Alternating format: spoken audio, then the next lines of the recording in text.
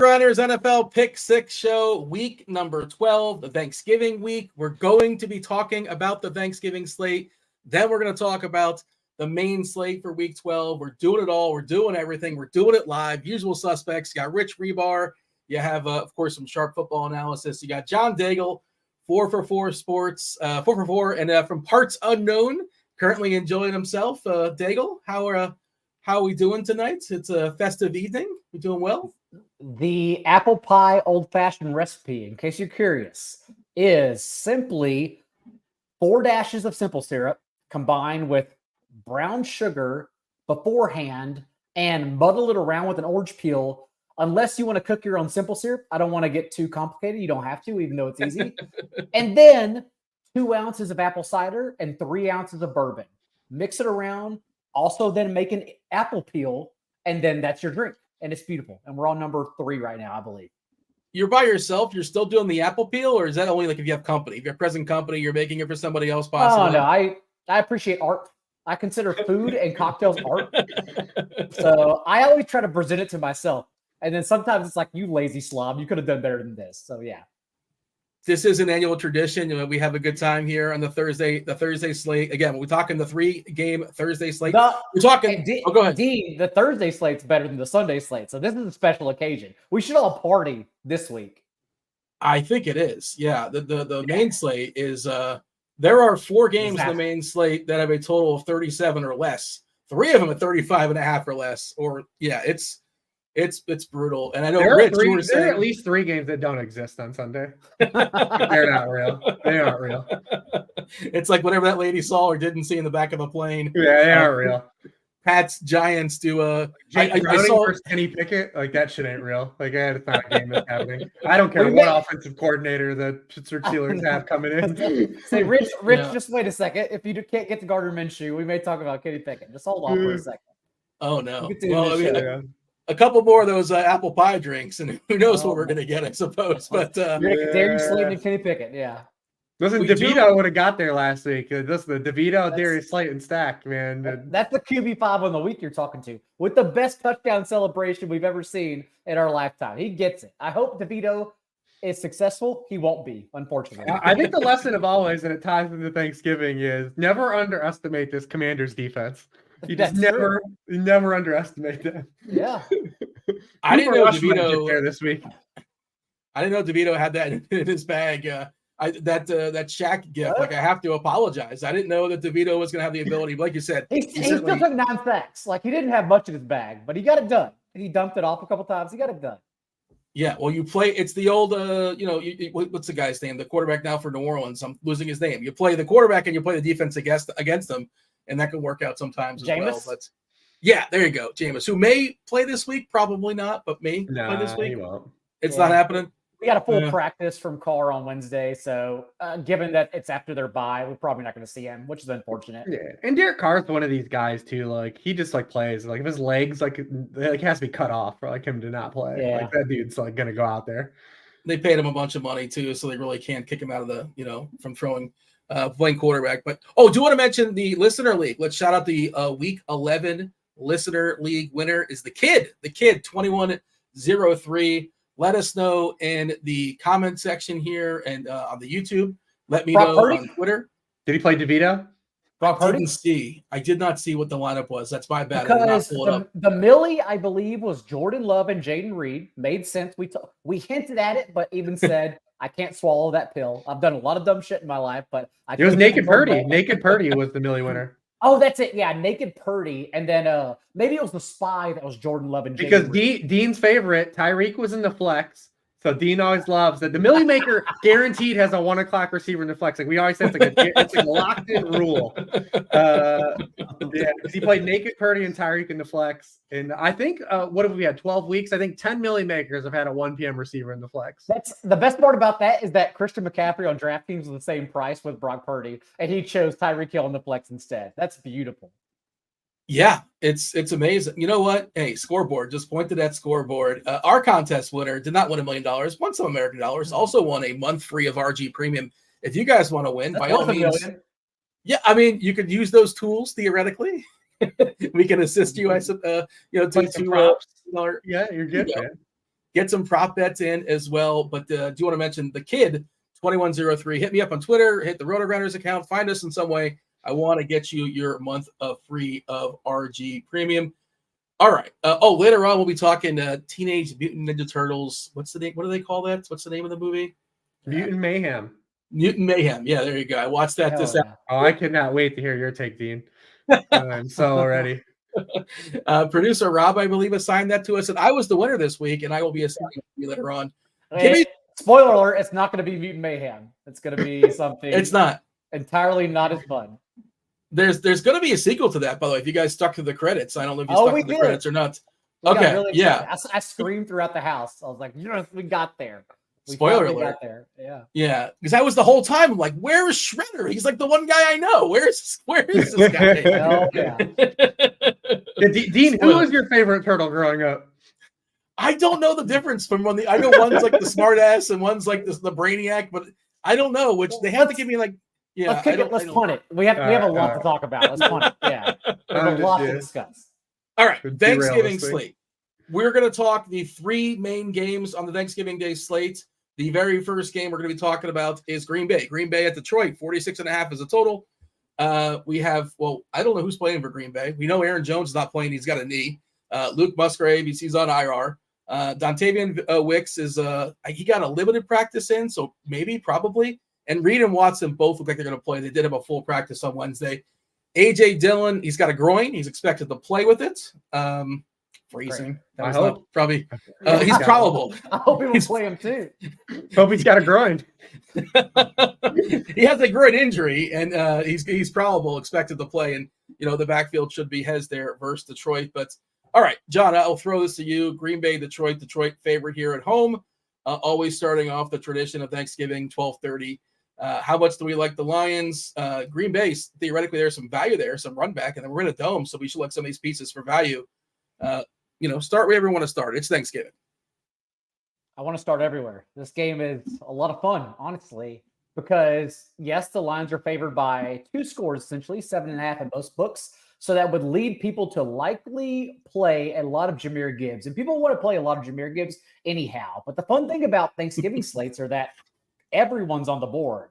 Like even the chalk pieces we'll talk about as we discuss these games may not be chalky enough here. And that includes like CeeDee Lamb over Amon-Ra St. Brown. We'll get there eventually. But I'll start with the Jordan Love side because I think a lot of people think Jordan Love is too thin in this spot. I'm not sure, though. And we've talked about this constantly throughout the season, how we're still questioning the Lions defense. And maybe Jordan Love is not the guy to get us there, although at least last week proved against the Chargers that he's viable enough to get there in soft spots. And now we've seen Geno Smith, Lamar Jackson, and Justin Herbert all throw for over 300 yards and multiple touchdowns. Justin Fields completed 70% of his passes and run for over 100 yards. And now, at least in their last 5 games since the bye, albeit against a softer schedule, Jordan Love is top 10 in completion rate and yards per attempt under pressure, 8.8 yards per attempt. That's important because the Lions, although they're really not threatening, even below average quarterbacks on defense, they are still creating pressure. And so Jordan Love is even like somewhat better in this spot. Indoors, I really think he can get there at his cheap price. It's a slate. It's a fun slate, first of all. I should have stepped back because not only do we have elite options to perhaps pivot from or that, as I mentioned, are not chalky enough, all the injuries we're concerned about happen in the last game. And so it's a terrific late swap game slate as well. And in Thanksgiving, everyone's having fun. Everyone's fat and happy. No one's late swapping. It's still like the ultimate edge, even in a 3-game slate. So I love it, but I don't think Jordan Love is too thin in this game because I think it goes over. I think the Packers will have no choice but to throw the ball quite a bit in the second half. And oddly enough, I don't know why. I can't explain it, but Jordan Love has been Josh Allen basically in the second half. And the first half, if you look at the advanced metrics, he's literally an EPA per play. Only Kenny Pickett has been worse than him in the first half. In the second half, only Josh Allen has been better in games. It makes 0 sense unless you try to tie like logically Love breaking out from Matt LaFleur's game script and just creating stuff on his own. I don't know. But either way, I think they'll have enough negative game script here for Love to get there, honestly, in double stacks. All right, Rich. Let's just step back for a second, Rich. We're going to power rank the quarterbacks, right? These 6 games: Goff, Howell, Prescott, Purdy. So many good ones. Gino is expected to play per Jordan Schultz. That's Bleacher Report. That was his report. So I'm assuming Gino's going to play in the night game. Also, Kenneth Walker will get there. Doubtful with that oblique. You're talking about the possibility of late swapping. I think we are actually projecting Charbonnet to just, he's going to pop. Not officially out, but Walker looks like he's not going to play. But Rich, if you're going to power rank these 6 quarterbacks as far as the most likely to roster on your lineup, where do you have Love? Because I think he's probably no higher than 4. I don't know. I mean, we're talking tournament stuff here, obviously. You wouldn't play Love in cash. No, I mean, I would say 5, but I still want to play him. It's just by default of the other guys. But Love is not bottomed out. He's only bottomed out in 1 game. I know Daigle and his coworker John Paulson have this. I don't even think it's a bit. It's just this ongoing feud now with Jordan Love. But I didn't know you listened. Okay, yeah. Even though Love has not been great, he hasn't a high ceiling outside of 2 weeks. Last week was the first time he had more than 20 points in a game since week 3. But he's not bottoming out. So on a slate like this, that is fine. If he comes in and gets you 15 points, what he gives you access to could mean a lot on a slate like this. And that's what I think is most appealing about him, is that he has had a relatively high floor and he's not bottoming out. And that's what makes him, I think, the most playable. And then if you do run hot, you have the upside. But the fact that his median has been so strong all year, and Sam Howell's like that on this slate too. It's not an objectively great spot for Sam Howell, but outside of the Giants games for some reason, but even he got there last week with the rushing touchdown, but Sam Howell's in the same boat. He's not bottoming out. And that's what makes these guys, and it makes the slate so fun, is that even these quarterbacks that are in kind of terrible spots as road dogs of 7 or more points against these teams that get pressure after the quarterbacks, these guys are still consistently getting there with the floor points. And that matters on a slate like this, because if it can get you access to the difference between a Jahmyr Gibbs or David Montgomery to go to a Christian McCaffrey, or to go from a mid wide receiver to Amon-Ra St. Brown. Those are things that can make a difference on a site like this. And that was Sam Howell with 45 pass attempts and still didn't get there. It's I don't know if people realize he still had the volume in that game. And how often are the Commanders going to turn the ball over 6 freaking times? So trust me, I've looked at Sam Howell too. That's kind of what the landscape I'm looking at right now. It's the games where everyone's playing the opposite quarterbacks, I bet I can pivot that for the salary savings and still get to the elite options in these games. No, I mean, Sam Howell had 17 fantasy points last week still. The dude is an abject nightmare. One of the worst games you've seen a quarterback play last week. The pick 6 he threw last week was one of the most egregious plays I've ever seen. A quarterback trying Isaiah Simmons. And but he had 17 fantasy points. And that's what you get out of guys like Love and Howell that make this slate unique. It's not like the years past where we had an Andy Dalton or a David Blau, right? We've got guys that legitimately have usable floors and they aren't going to bottom out. And God bless that the Lions are good now on Thanksgiving. It's also kind of a bet against Prescott having a big ceiling game, right? So if Just quarterback, if he just does okay. And Purdy is in the same boat against the Seahawks, who have an actually formidable defense. If Purdy just doesn't have that 25-point game. Yeah, then you're fine. And especially you have the edge if Prescott doesn't do his thing. He has been. We'll talk about it, I'm sure, in a second. But John, you were talking about double stacking Love. Watson, once again, I can't. He got a touchdown and he still didn't get there. I'm done. I'm done with this guy. I want to be done. I say that. I'm probably going to play some. Reed looks like probably the best of his options, right? We'll see. I don't know what a Tucker Kraft is, but he's 2.5K. I did just what is a Tucker Kraft? You know what it is? He's 4,300 on FanDuel too, so he's going to end up being pretty popular. Tucker Kraft wins the award for the Jesper Horsted Thanksgiving Memorial Trophy. Yeah, we always have to have a Tucker Kraft in here somewhere, and he was a good prospect though. I will defend at least Tucker Kraft. He was a good prospect. I don't mean to sound like Silva, but Greg Cosell did comp him to Dallas Goedert. and Tucker Kraft set the South Dakota record for power clean at 6'5", 248. He is a freak athlete. So Deanie was a high school running back. And if you saw that catch he had last week, the 32-yard catch where they rolled him out of bounds, but he's really athletic. He's 86th percentile athletic score in my prospect model.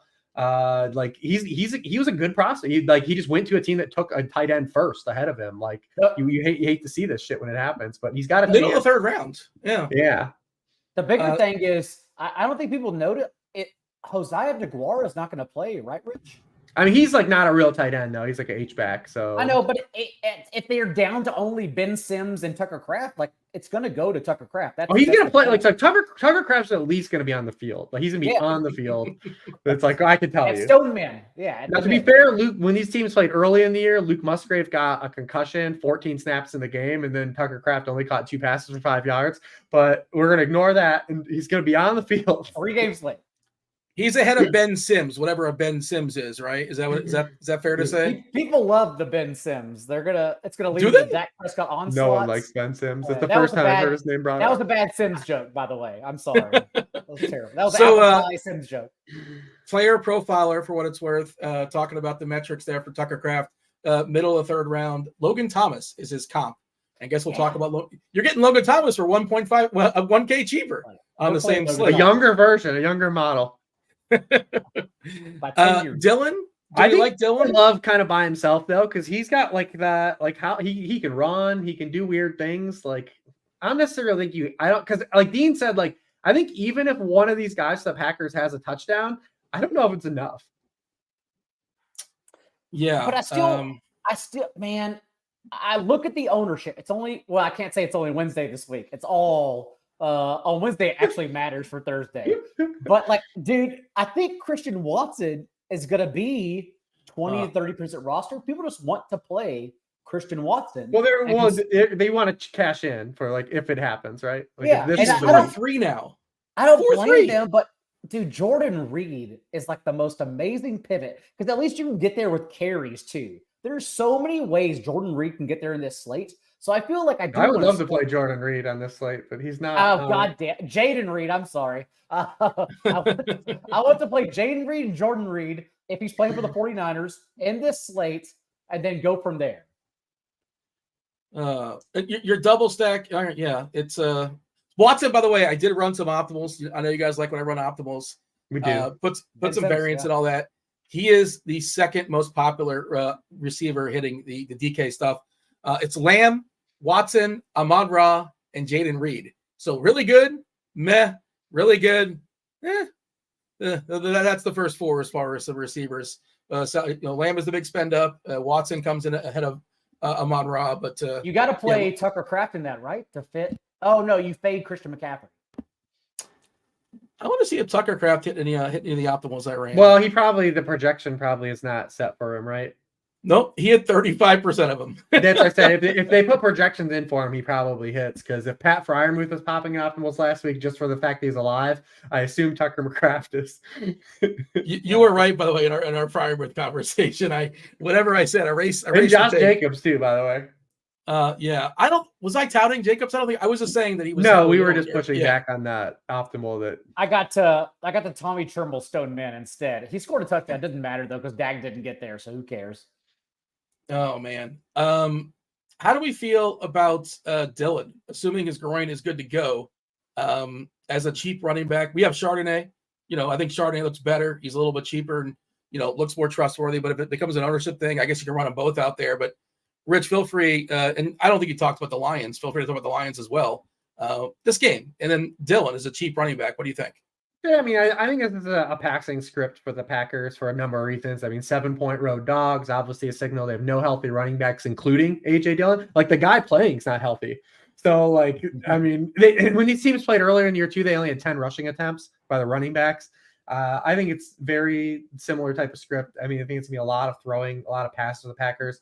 They've actually transitioned to they've gone to a lot more shorter passing game. Since the Denver game on, they've brought in a lot of the shorter stuff. So I think they're going to throw a lot. I think Jordan Love's completions, a sound prop bet, which if you can stomach that, is going to happen. It's going to happen in this one. But Lions, I think dealer's choice here, right? Like I think you're going to see the running backs be popular because of the game script, because those are kind of like the fun guys to play. I think Goff might go a little overlooked on this slate. I mean, because there's not people aren't anticipating like a huge ceiling, but he's been a very volatile quarterback. He's either had real spike weeks or kind of mid weeks. And I like playing kind of for the upside of him in this spot. I mean, the Packers run a ton of cover 3, third most in the league. They ran cover 3 47% of snaps when these teams played in week 4. Goff's the most passing touchdowns against cover 3, 4th in yards per pass attempt. I think there's a shot here if you can just kind of go against the grain, because the running backs are going to be a lot more popular for the Lions than the passing side outside of Amon-Ra. That, Goff, I think, presents a really interesting leverage pivot on the slate in his own right in the early side. By the way, I just pulled it up. I'm seeing 19.5 completions. Some places 20.5, depending on where you're shopping. 19.5 minus 120. You like the over on that, Rich? I do. I got him projected. I'm no Derek Carty, but for 23 completions. Hey, don't slight yourself like that. I'll pull up and see what Carty has. All right, listen, I'm still no Carty though. Yeah, well, you're your own man. The injuries that the Packers are dealing with too are in their secondary. That's where you would tack them between Rudy Ford and Jair Alexander. So yeah, that makes sense. Yeah, when these teams played earlier in the year, they had Jair, they had Rasul Douglas still is on the team. Rudy Ford's gonna be out. I think there's still an opportunity here, especially indoors, for kind of Goff. If the touchdowns go through the passing side, because Monty and Gibbs are gonna be pretty popular where they're priced, because everyone wants to get the Sedarian. Sedarian's the one guy everyone wants. All right. Anything else that's worth saying here as far as Green Bay and Detroit? Favorite? Go ahead. Oh, I mean, we didn't even talk about Jameson Williams. And I'm someone who would typically fade someone like that if he was over rostered. I don't know what Reebs Carty has him at, but dude, I really think, I genuinely think it's going to come down to Jameson and Curtis Samuel. And really, I see him right now, Dean, at 10%. Is that correct? Jameson versus Samuel? Yeah, I think Jameson Williams is only going to be rostered in 7 to 10% of lineups. Let me see. And obviously, there's a fragility. I feel like that's a cheapie here that you have to take seriously, because this isn't a slate, in my opinion, where we can get away with Jake Bobo and Kavonte Turbin. In past years, yes, you are correct. Last year, I believe even we had a discussion where I was trying to argue Mac Jones over Josh Allen. Mac Jones got there. The year prior, we were talking about Devin Singletary late swap on Sunday night against the Saints, and Matt Breida got us there and Josh Allen onslaughts in the end. But this isn't a slate because even the cheap options are actually not elite players, but they're on the field for an elite amount of usage. And so honestly, if Jameson's going to come in kind of somewhat forgotten about because everyone else wants to play cute little plays around him, Jameson, of course, is an awesome play because there's 2 games out of the bye. He's now set back-to-back season highs in route percentage. That's how he was on the field more for 64% of routes and spiked that 42-yard touchdown. So I'm very interested in Jameson if everyone's going to kind of forget about him. 7% for Curtis Samuel, Jameson around 10-11%. And I still think 10-11. I still think it's too little. I think he should be higher rostered. He'll be higher on FanDuel because of what he represents. So just the big play touchdown meaning a lot more on FanDuel than the reception-driven scoring of DraftKings. Yeah, to be clear, this is DK. I'm throwing out DK. I did not have the FanDuel. I think he's 5-3. He's 3-4 on DK and 5-3 on FanDuel. But how often, and I listen to so many shows, I respect so many people, and I like covering my blind spots around the industry, and I feel like we're one of the few shows who say audibly, how many times can this player beat you? And run the Ben Sims for Jameson Williams and Curtis Samuel over the next 8 weeks, 100 times. How many times can Curtis Samuel actually beat you compared to Jameson Williams' salary? So I feel like in a 3-game slate, 10 to 12%, that's too low. It's too low. Didn't Curtis Samuel slug somebody last week and get kicked out of the game? That was him, right? And Jahan Dotson didn't have a target until Curtis Samuel got ejected. Then that happened. But I shouldn't say that because I want people to chase Jahan Dotson. So he's a good teammate. He was sticking up for, I think Howell got concussed or something. He was sticking up for his teammate. By the way, Jordan Love, passing completions, according to Derek Carty, the blitz, the projection is 22.4. So that would be over as well. So you guys are in alignment there, Rich. You have a tick higher, but you're both over the number. My man, Carty. I love to see it. We're good. We're starting off the day right. I can't wait for him to have 19 completions. I bet it already though myself. So I just know that if you took it, I already bet it. So I lost money with you. The DFS is hot because all the data is unveiled this second half of the season. but the props are even hotter because everything kind of becomes more clear. Like, which coordinators don't change their gimmicks no matter who they play or vice versa. So the props are hot. Dude, my buddy got me hooked on this. We were watching last Thursday the Ravens Bengals. We went and hung out. I'm sorry. We thought it was going to be one of the best Thursday games. Like go out and do something. Obviously, it wasn't. It was just disaster. But he got me on the live betting, like stuff to happen on the following drive. What a rabbit hole! No. What a scary ass rabbit hole this is! Yeah. Like, oh my goodness! But like, was it fun? Yes, amazingly. How'd you do? Now you know why. Good. Now you know why everyone has to mention 1-800-GAMBLING after their promo, because that's why. Yeah. Can't wait to just ignore my family the entire Thanksgiving just to try to see. I'm like, wait, I need to see what David Montgomery's rushing yard prop is for the next drive. I have not been sucked in on that just yet, but I did live bet the Charlotte Hornets tonight at plus 400. They beat the Wizards because, of course, they beat the Wizards. So we're happy about that one. I would tell you, live betting is literally like one of the few edges remaining if you're betting lines and totals. If you're just like out there, like, listen, man, if you're Rufus Peabody and you're out here crushing, like, God bless you. I'm not him, but like, it's hard to beat full game lines and full game totals and be like profitable. Like, live betting is kind of where it's at. College football is still pretty soft. Rufus sets the lines on golf. NFL is still good luck making any amount of money if you're betting size and totals. Like, I've been betting a lot of first half totals, and that's where like I've been That's how Hribar made his tens of billions of dollars, was all first and second halves. Yeah, but I mean, full game lines are like where it's like traditional. So, because this is stuff that I didn't have access to because in Ohio, I had to go through a bookie. I had a bookie. Like, we didn't have access to all this fun shit. I couldn't call my bookie and say, "Hey, man, what is Odell Beckham's yards the next drive?" Like that it exists, man. But now that you have access to that stuff, that's where the fun is. It's 3rd and 10. I predict the pass for 7 yards. Can I get money? Quick, but not like to that degree. But like, you can get like live stuff for like remaining quarter like props. Like if you can have a guy that like Lamar Jackson already has like 57 passing yards, and like in the first quarter his line is like 70.5, and you can look by the time on the clock and say like, all right, well, if they're gonna have another possession, if he has 15 more passing yards, he's gonna hit that. Like stuff like that, right? Like that's where you're looking at. Speaking of, go ahead. No, you go ahead, Dean. I was just gonna say, for whatever reason, my cable company, this is like small problems. I'm always like one play behind. Like I see if I'm watching this stuff like on the Yahoo stat tracker, it's already telling me what happens, like 1 or 2 plays in advance. I have the world's worst cable. I don't know why, but so like I don't know how that would work with live betting. I think you should have fiber, man. Was the you got the fiber down there in Florida? Xfinity, it might be fiber. It probably is not fiber. I'm like, we got to get soup it up. Get the fiber. Listen, we got to get Dan Bach can we get some fiber put down at Dean's? Dean's he can pull some strings at Xfinity for sure. I was going to mention Dan because I didn't want to start the rally for the Super Bowl again just yet, but I was going to say, if it happened again, if we're fortunate, and if I don't get food poisoning, and we're all actually watching the game together.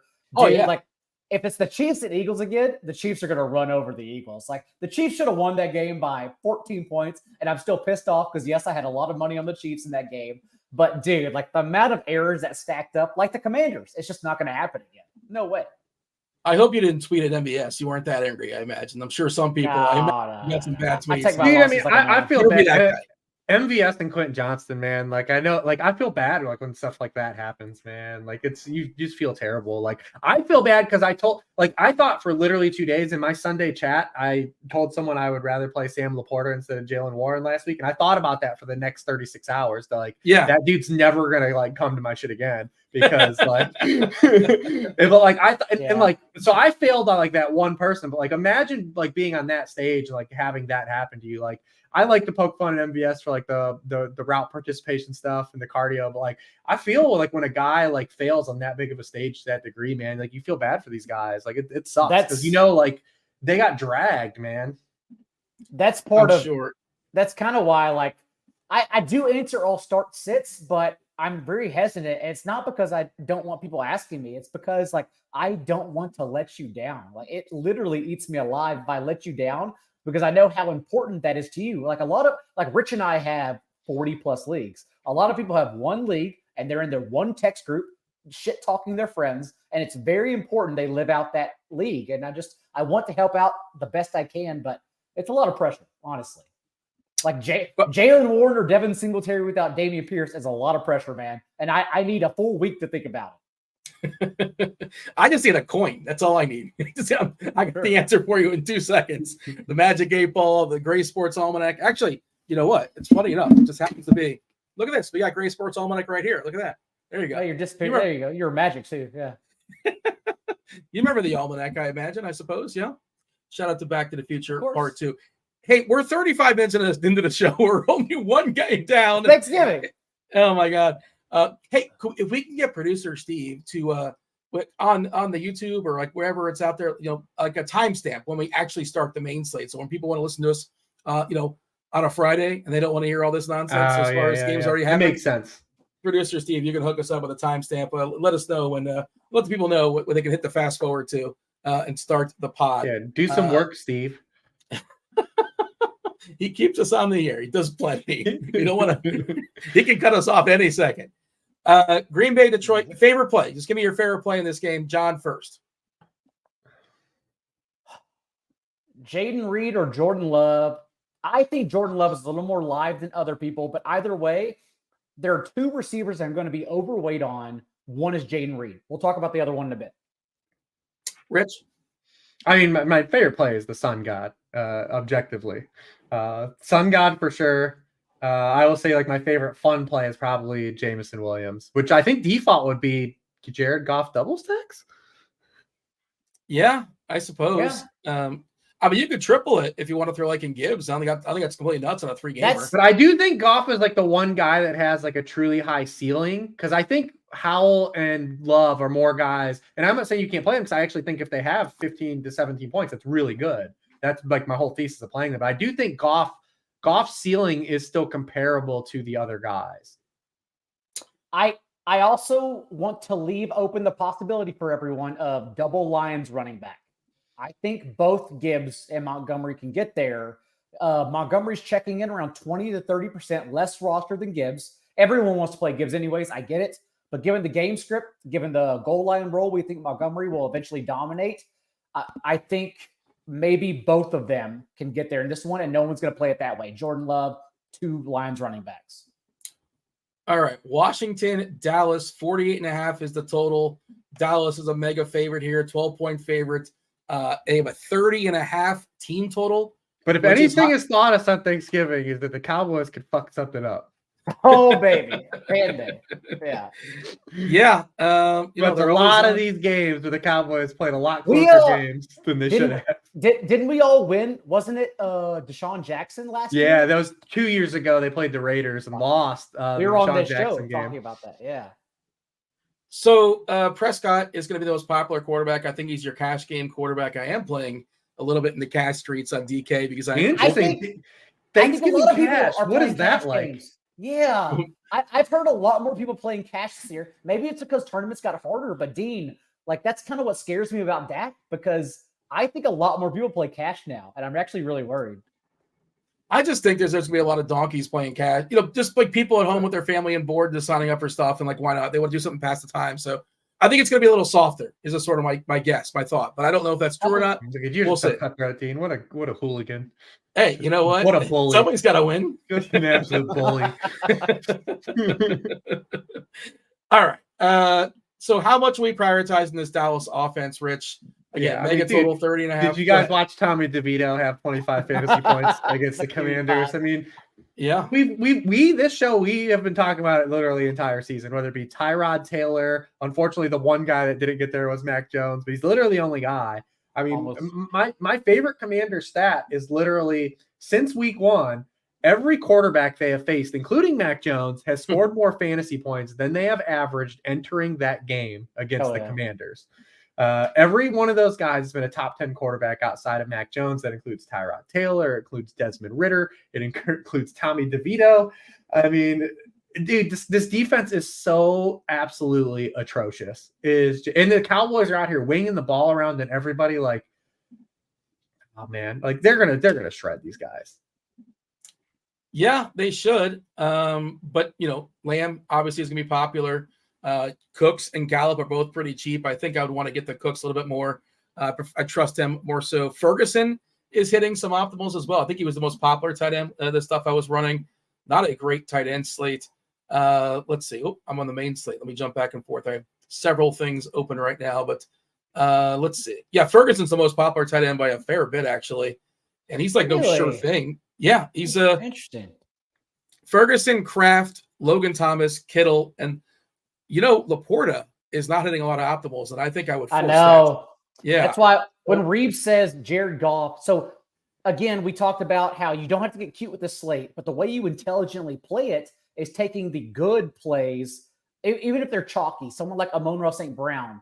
But if you tack on the other plays to make it contrarian and unique, like Jared Goff and Jameson, or even Sam Laporta and Jared Goff, that makes chalky Amon-Ra unique. And that's the way you play the slate across all the good offenses.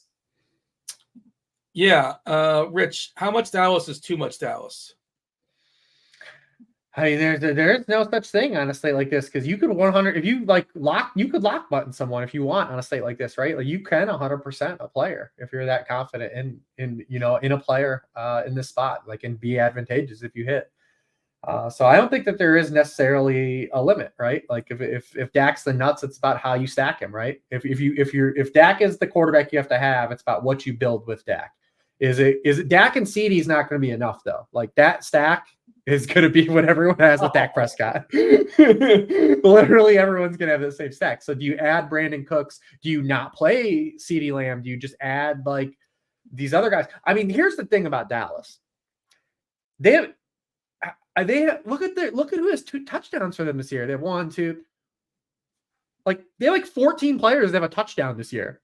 Like just Hunter Lupke has a touchdown. Luke Schoonmaker, Jalen Tolbert, Deron Bland.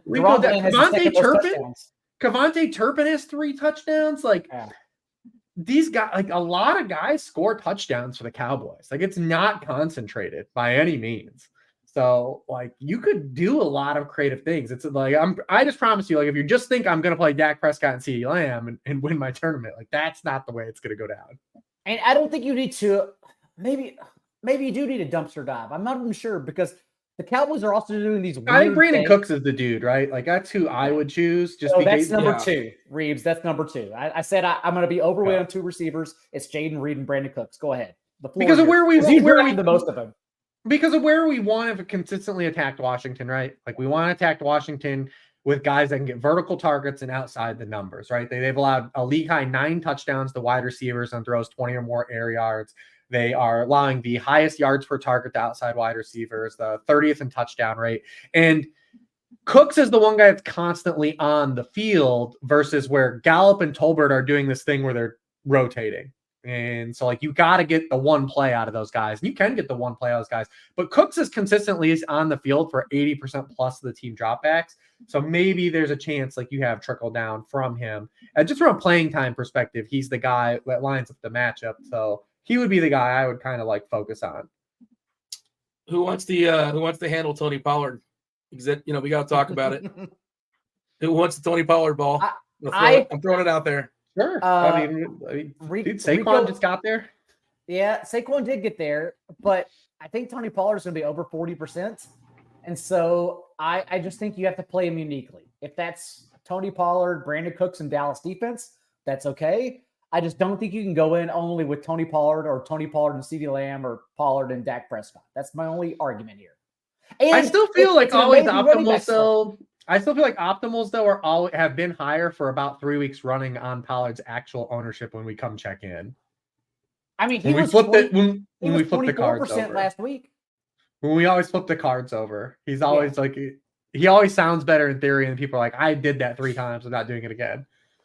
He was 24% rostered last week. To be fair to Pollard, for like at least 3 weeks running, he's actually looked the part. Like he's looked fine. Sure. Like he's looked good the last 3 weeks. Touchdown run was good. And honestly, for like a lot of his peripherals look the exact same of a lot of running backs that just have are getting a lot more PR than him. That like I've talked for weeks in the worksheet, like on a metric basis, he looks exactly like Travis Etienne, except for one guy has touchdowns and one doesn't. Like, but Travis Etienne, everyone always says if we redrafted today, he'd be the RB2. And I'm like, he has the same profile. He just has touchdowns. Like, it's the same thing. Jonathan Taylor looks the exact same. Like, these are all guys that no one's like, because they haven't been scorned, right? Like, they didn't take him in the second round. They haven't played him like 4 weeks of DFS in the season where he didn't get there. Like, they're scorned. But he clearly is the leverage play, though. Washington run backs, Robinson looks like, well, we might get Gibson back, right? We're not sure as far as Gibson. It looks like he's gonna play. Yeah. I guess, okay. McLaurin, Dotson, you can get Logan Thomas, it's a $1,000 more like version of Tucker Kraft. I don't know if you want that necessarily, but Washington run backs. Favorite running back for Washington, John, who do you got? Yeah, it's $1,000 more Tucker Kraft, unfortunately, because the Cowboys are top 10 in every metric allowed to opposing tight ends. And it just makes sense given their best players like on the perimeter and over the middle. But Logan, in terms of yards per catch, receiving yards per game, fantasy points per game as well, Cowboys, again, all top 10. So Logan Thomas, for me, is someone I'm definitely confident in. I'm a little bit torn on the slate as a whole at Logan Thomas's position because, as you mentioned, you said it's ugly. I don't think it's ugly because I think Sam Laporta and George Kittle are going to be under rostered. And those are guys who literally break the slate, regardless of their matchup. Like, I'm aware, we'll get there, but I'm aware of George Kittle's like target share. But it doesn't matter what he literally has proven. He can break the slate, whether we're wrong on our analysis of him or not. And so it just kind of, to me, it seems like a person I want to chase anyways. Am I going to go double tight end on DraftKings or Fanduel? Honestly, I'm not sure yet. I'm still playing around with it, but I'm very much open to it on this 3-game slate.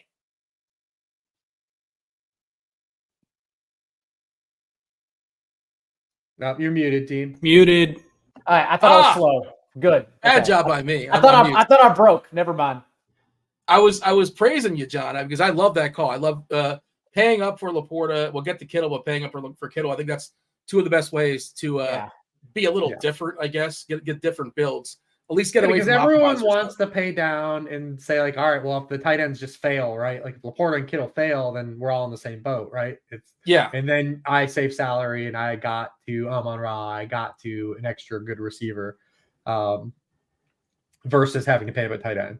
Or you got a better running back. So like that's kind of what you see people do. And that's been like the DFS meta for a while, right? Especially on DraftKings, where people are just like, let me find the cheapest tight end getting targets. And that's literally how people have been playing DraftKings like 3 years running at tight end. Rich, who's your favorite Washington? Oh, go ahead. I kind of view the George Kittle, Sam Laporta stance too as if they beat Brian Robinson and Zach Charbonnet, then you win. Because that's kind of what everyone's trying to flex. Is that one running back position. So that's all you need here. And of course they can. They've already shown they can any given week. Favorite run back for you, Rich, as far as this Washington side? You don't have to, obviously. You don't have to run it back. But if you were to pick one, who would it be? I think there's lots of options. I mean, Daigle mentioned Curtis Samuel. I mean, he's going to avoid like a lot of where the Dallas defense is good. I mean, you don't attack Dallas. Like a lot of these teams, like we're going to talk about Seattle, right? Like the Jets, like what did the Bills do against the Jets last week? Like the way to beat these teams that have these great perimeter corners and like they're good on the outside is like you throw over the middle of the field, the tight ends and running backs. And so like a guy like Curtis Samuel could get there. I still think Brian Robinson is interesting. I'll look at like projected ownership because like he feels like a guy like no one ever wants to play, but Jesus, this dude just keeps getting there. Like this dude is like, he scores a touchdown almost every week. Like he's been involved in the passing game, even with Antonio Gibson, like playing. I mean, we've seen Dallas a little bit like start to get run. I mean, in that game against the Panthers, like the Panthers were ripping some runs on them. So like, I don't know, man, he could be interesting too as well. I mean, all those guys. I mean, the thing about the Commanders is they just throw the ball so much. I mean, they're number one in the NFL in drop back rate, pass rate over expectation. With the Cowboys too now up there, like there could just be a ton of passing volume in this game. Sam Howell he's the first quarterback in Washington history to throw the ball 40 or more times in 5 straight games. He's probably going to do that again. A Sam Howell prop too. I like his rushing yards over. It's at 14.5. I got me becoming Silva. You're the one who's becoming Silva right now. Keep throwing out the props, man. I love it. I'm writing these down. Prop that's like. What's the number? Do you know what the number? Did you get it? 14.5. 14.5 is what I bet it. Okay, I bet it's changed. Let's see if it has or hasn't. We'll take a peek in a second. I don't move lines, Dean. Not a whale. You moved the needle for sure. My only issue with the Washington receivers, and I'm sure It's all spread out. Yeah, there's like 19 different receivers. Like I didn't know Byron Pringle was still in the league, and like De'Ami Brown, I thought this guy busted out 3 years ago, but yeah, all of a sudden they pop up. Cole Turner will make a catch every once in a while. It's like what? But yeah, it's because all their guys are tired because they run so many pass routes. They have to rotate them in. They're running so many pass plays. They're not too busy, blocking for Sam Howell. Well, maybe they just can only block for so long, and eventually, like Howell's like, he just holds on it, trying to make a play. Wait, I see the number at 10.5. Hold on a second, is that right? You got 10. You know what it is? Where'd you get 10.5? Okay, so if you go on Scores and Odds, it shows you like all the books. Now you're looking at your phone. You're definitely. Where do I need to go, Dean? No, it's scoresandodds.com. They are on the RotoGrinders umbrella, so shout out to Scores and Odds. But it shows you all the books like in their numbers, and it's 10.5 minus 140. That's the hook. So it's 12.5 at the Hard Rock, which I have access to, minus 120. 13.5 on Fanduel, minus 113. So it looks like is that 10.5 probably where? At PointsBet, which isn't it's not everywhere. Oh, I have an account right now. But you got to lay 140. So do you want to lay 140 and 10.5? I'm not a smart bettor. I'm just a bettor. So that's a big number, laying 140. Rich, you're the whale here. What do you got? No. But I mean, from a stance, if you look at like the guys that have faced Dallas that are mobile, DeVito ran for 41, Hurts ran for 36, Herbert ran for 20, Josh Dobbs 55, Zach Wilson 36.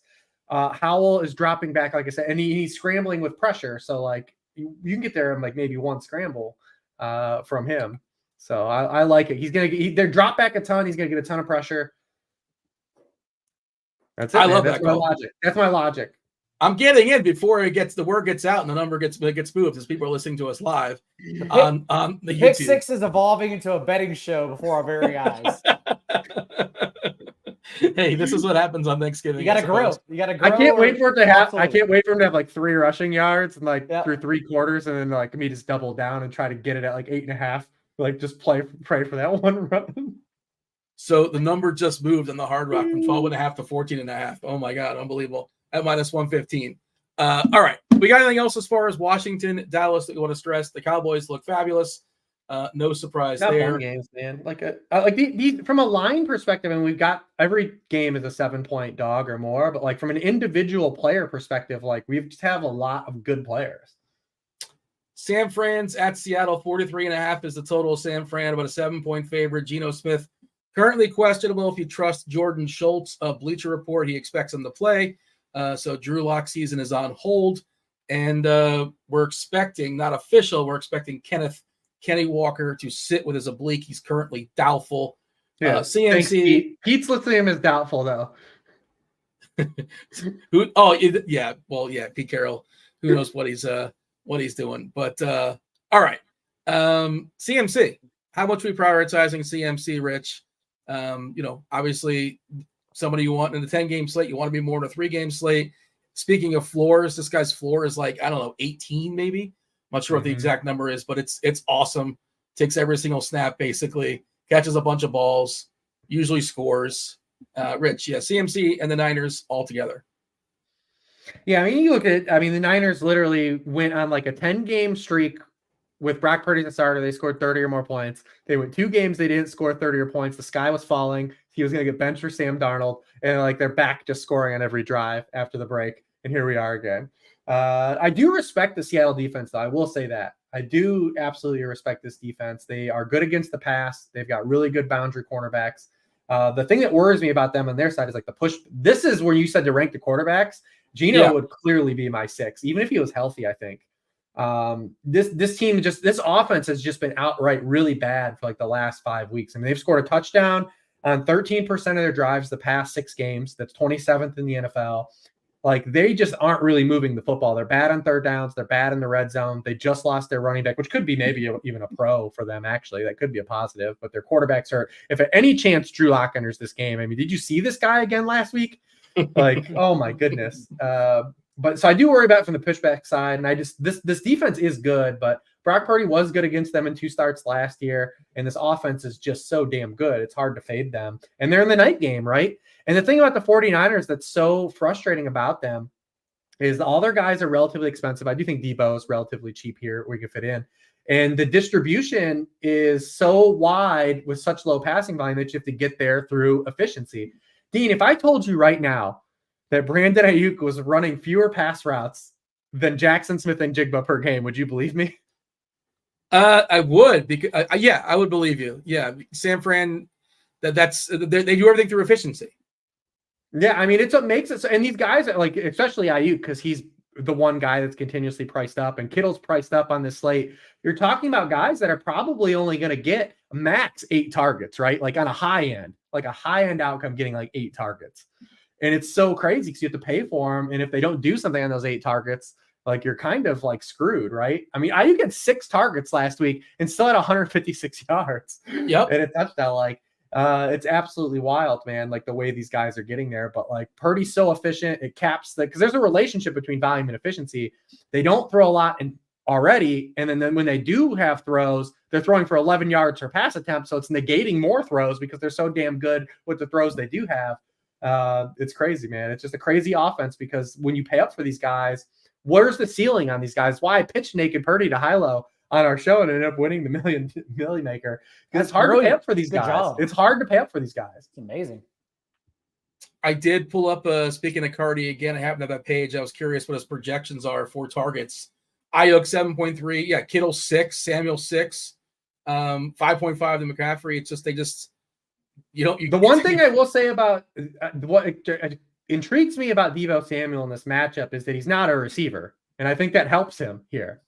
Because of where Seattle's good on the outside with Tariq Woolen and Devin Witherspoon, the way they're playing. I mean, since week 4, they're allowing the fewest yards per target to opposing wide receivers. Only Jamar Chase and Amari Cooper have hit 70 yards against them. But like you've got handoffs, like Daigle talked about, like Jaden Reed and Curtis Samuel. You've got all the stuff behind the line of scrimmage for Deebo Samuel, because you look at it, I mean, 26% of his targets are behind the line of scrimmage. Like it don't matter who's guarding you if you're getting targets behind the line of scrimmage. So he becomes kind of an interesting kind of leverage play versus the Kittles and the Ayuks, but also Christian McCaffrey by default of where he's getting his touches.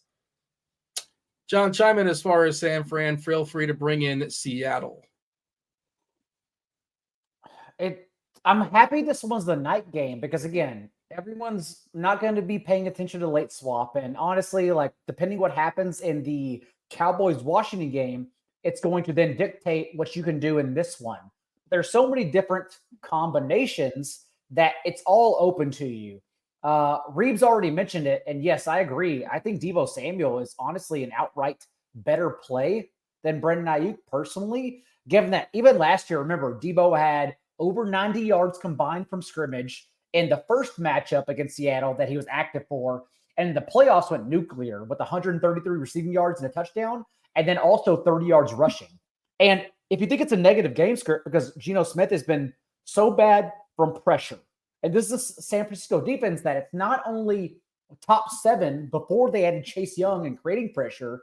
Since that time, they've also been 8th in the league in creating pressure. So all along, all this team does is put quarterbacks under duress. And Geno Smith is 29th in yards per attempt under duress. So I just kind of like tacking along here. Christian McCaffrey, pending Amon-Ra St. Brown's and CeeDee Lamb's ownership. Maybe you can give everyone a top-down view of those 3 players since they're all priced similarly across sites, and you can really only pick 2, logically, in this slate. And then, yeah, Deebo Samuel over Brandon Ayuk plus 49ers defense. I think 49ers defense may be genuinely the best play on the slate, given that the field is going to get the Cowboys naturally. But, dude, even if Geno's active, again, his metrics under pressure, and he's now dealing with this bruise on his throwing triceps, I can't see a universe where he gets there. So that's kind of the way I want to play it, is soaking up offensive touchdowns with the defense pivot over the Cowboys. Yeah, now it was a gambling podcast. Now it's a defense podcast. I love it. 35% ownership is the projection for Dallas, by the way. 35%. We know defense is the most volatile thing. Mm-hmm. We understand why Dallas is getting 35%. Detroit 19, Seattle 18, Washington 11, and San Fran just paying up to be a little bit different, like basically the same price as Dallas, getting 9%. Holy so I love that. I love that. $1 million, boys. Let's get there. Hell yeah. Rich, what do you got as far as is Charbonnet good chalk if he ends up being chalk? I assume he will be. I think he should be. Well, I think on both sites he's different. I don't think he's going to be super chalk on DraftKings, but FanDuel, absolutely, he's going to be like just crazy popular, right? Because he's 5'3" on DraftKings and 5'8" on FanDuel. What's funny is that DraftKings, Christian McCaffrey was the same price as Tyreek Hill, 9,300. People had a question in cash games, like you had to choose one. And then in a 3-game slate, he's 8,700. But Chris Rodriguez is stone mid in the main slate last week. And then 4 days later, Chris Rodriguez is priced up on both sides. It makes no sense whatsoever. I played a little Chris Rodriguez last week. I got on a little FanDuel, cute with it. I get it on FanDuel. Yeah, he made some things work. But I think Charbonnet is maybe a guy on DraftKings people might almost talk themselves out of because of they're 7-point dogs. They face a good defense. They say, all right, well, how can he really beat me? What has to happen? But he can catch the football. He was a good pass catcher in college. I think he had 6 catches last week. He's going to be on the field a ton. I know they might bring Kenny McIntosh up, but he's probably going to be on the field a lot. In a game, Seattle has to win this game. They don't have to win this game, but like they're playing to win this game. Like this is a huge game for divisional purposes and like NFC seeding stuff. Like it's like Seattle is trying to win this game. So I think he's going to play a ton. So if you luck box into a touchdown or he catches enough passes, I think there's enough floor and like upside there.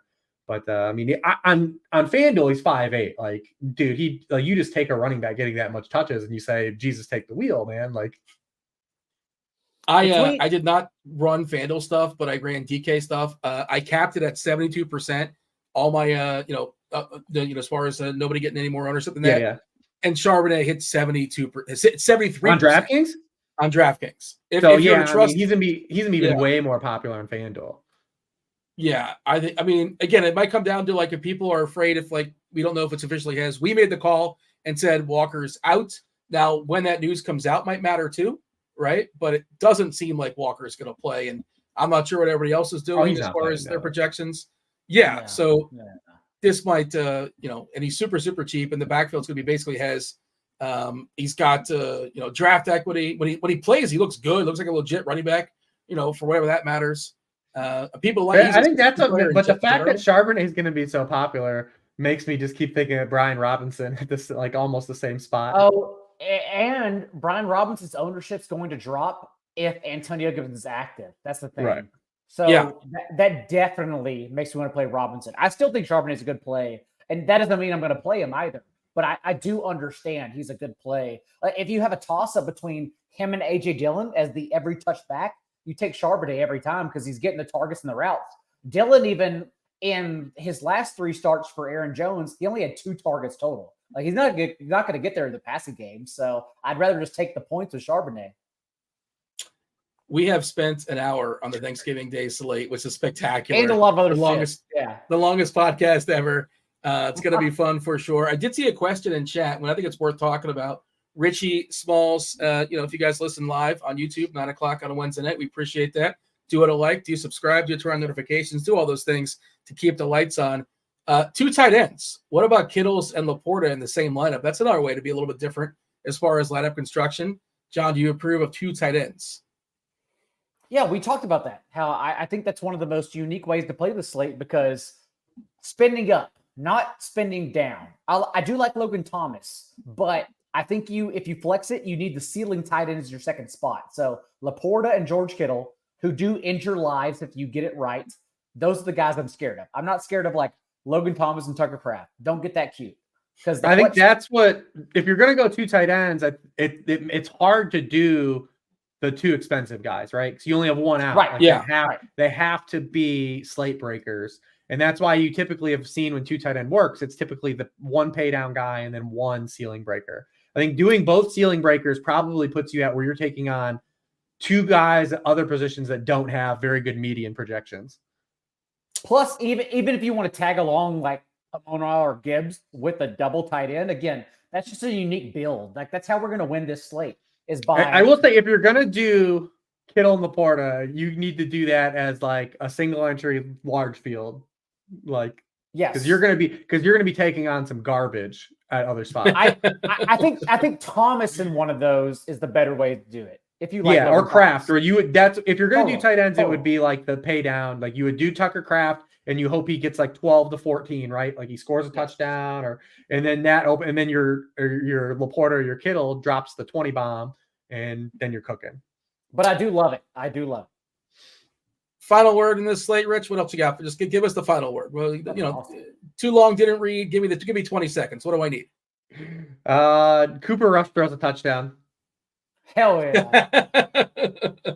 Which is basically saying Dallas is dropping like a 40 spot on Washington. I bet the Cowboys to cover. I'm sorry. I bet the Washington to cover. I'm sorry, Rich. I don't think Cooper Rush gets into this game. You got the 12. Is it a backdoor style as far as? No, I got the 12 and a half. I got the 12 and a half. Oh, you got the hook. There you go. The public loves to bet Dallas on Thanksgiving. They so do. you gotta lay a lot of points, but it is a very big number for a team that just had 6 turnovers inexplicably. Yeah. Okay. We are an hour and a minute in, so we'll let the producer Steve know to kind of timestamp that and restart it up. We're talking the main slate. If you guys don't know how this goes, let's cook through these 2 games. Let's fly. We can fly on through this. One game. Well, we have to pick 3 main games. I don't know, Rich, do you not like Jacksonville and Houston? Jacksonville and Houston is the first one we're going to talk about. 47.5 is the total. I'm a little to keep the gambling theme. I'm kind of surprised Houston's a dog here, getting 1.5 versus Jacksonville. No respect. Yeah, I like the Houston side here. A lot of old Vegas heads love to bet short home dogs on the money line, so like a lot of people will be on Houston, I'm sure. And the Jaguars have been bad against the Texans. I think our good buddy Dan Bach, bring him up 2 name drops to one show for you, Dan. He's a Jaguars fan, though. He would attest that they struggle against the Texans. They're since they drafted Trevor Lawrence, 1-4 straight up against the Texans. And those Texans teams haven't been good until this iteration. So they've laid some games, and Trevor Lawrence hasn't been good in those matchups, but I do like Trevor Lawrence this week, especially where he's priced. I think there is upside to go back to him. It feels point chasey, but this Houston defense has finally started to catch up to kind of their like metrics. They weren't a good pass defense, but they were getting by and not giving up a lot of points to quarterbacks and wide receivers because they were allowing all these rushing touchdowns, but they were inversely like a really good run defense, and they still are.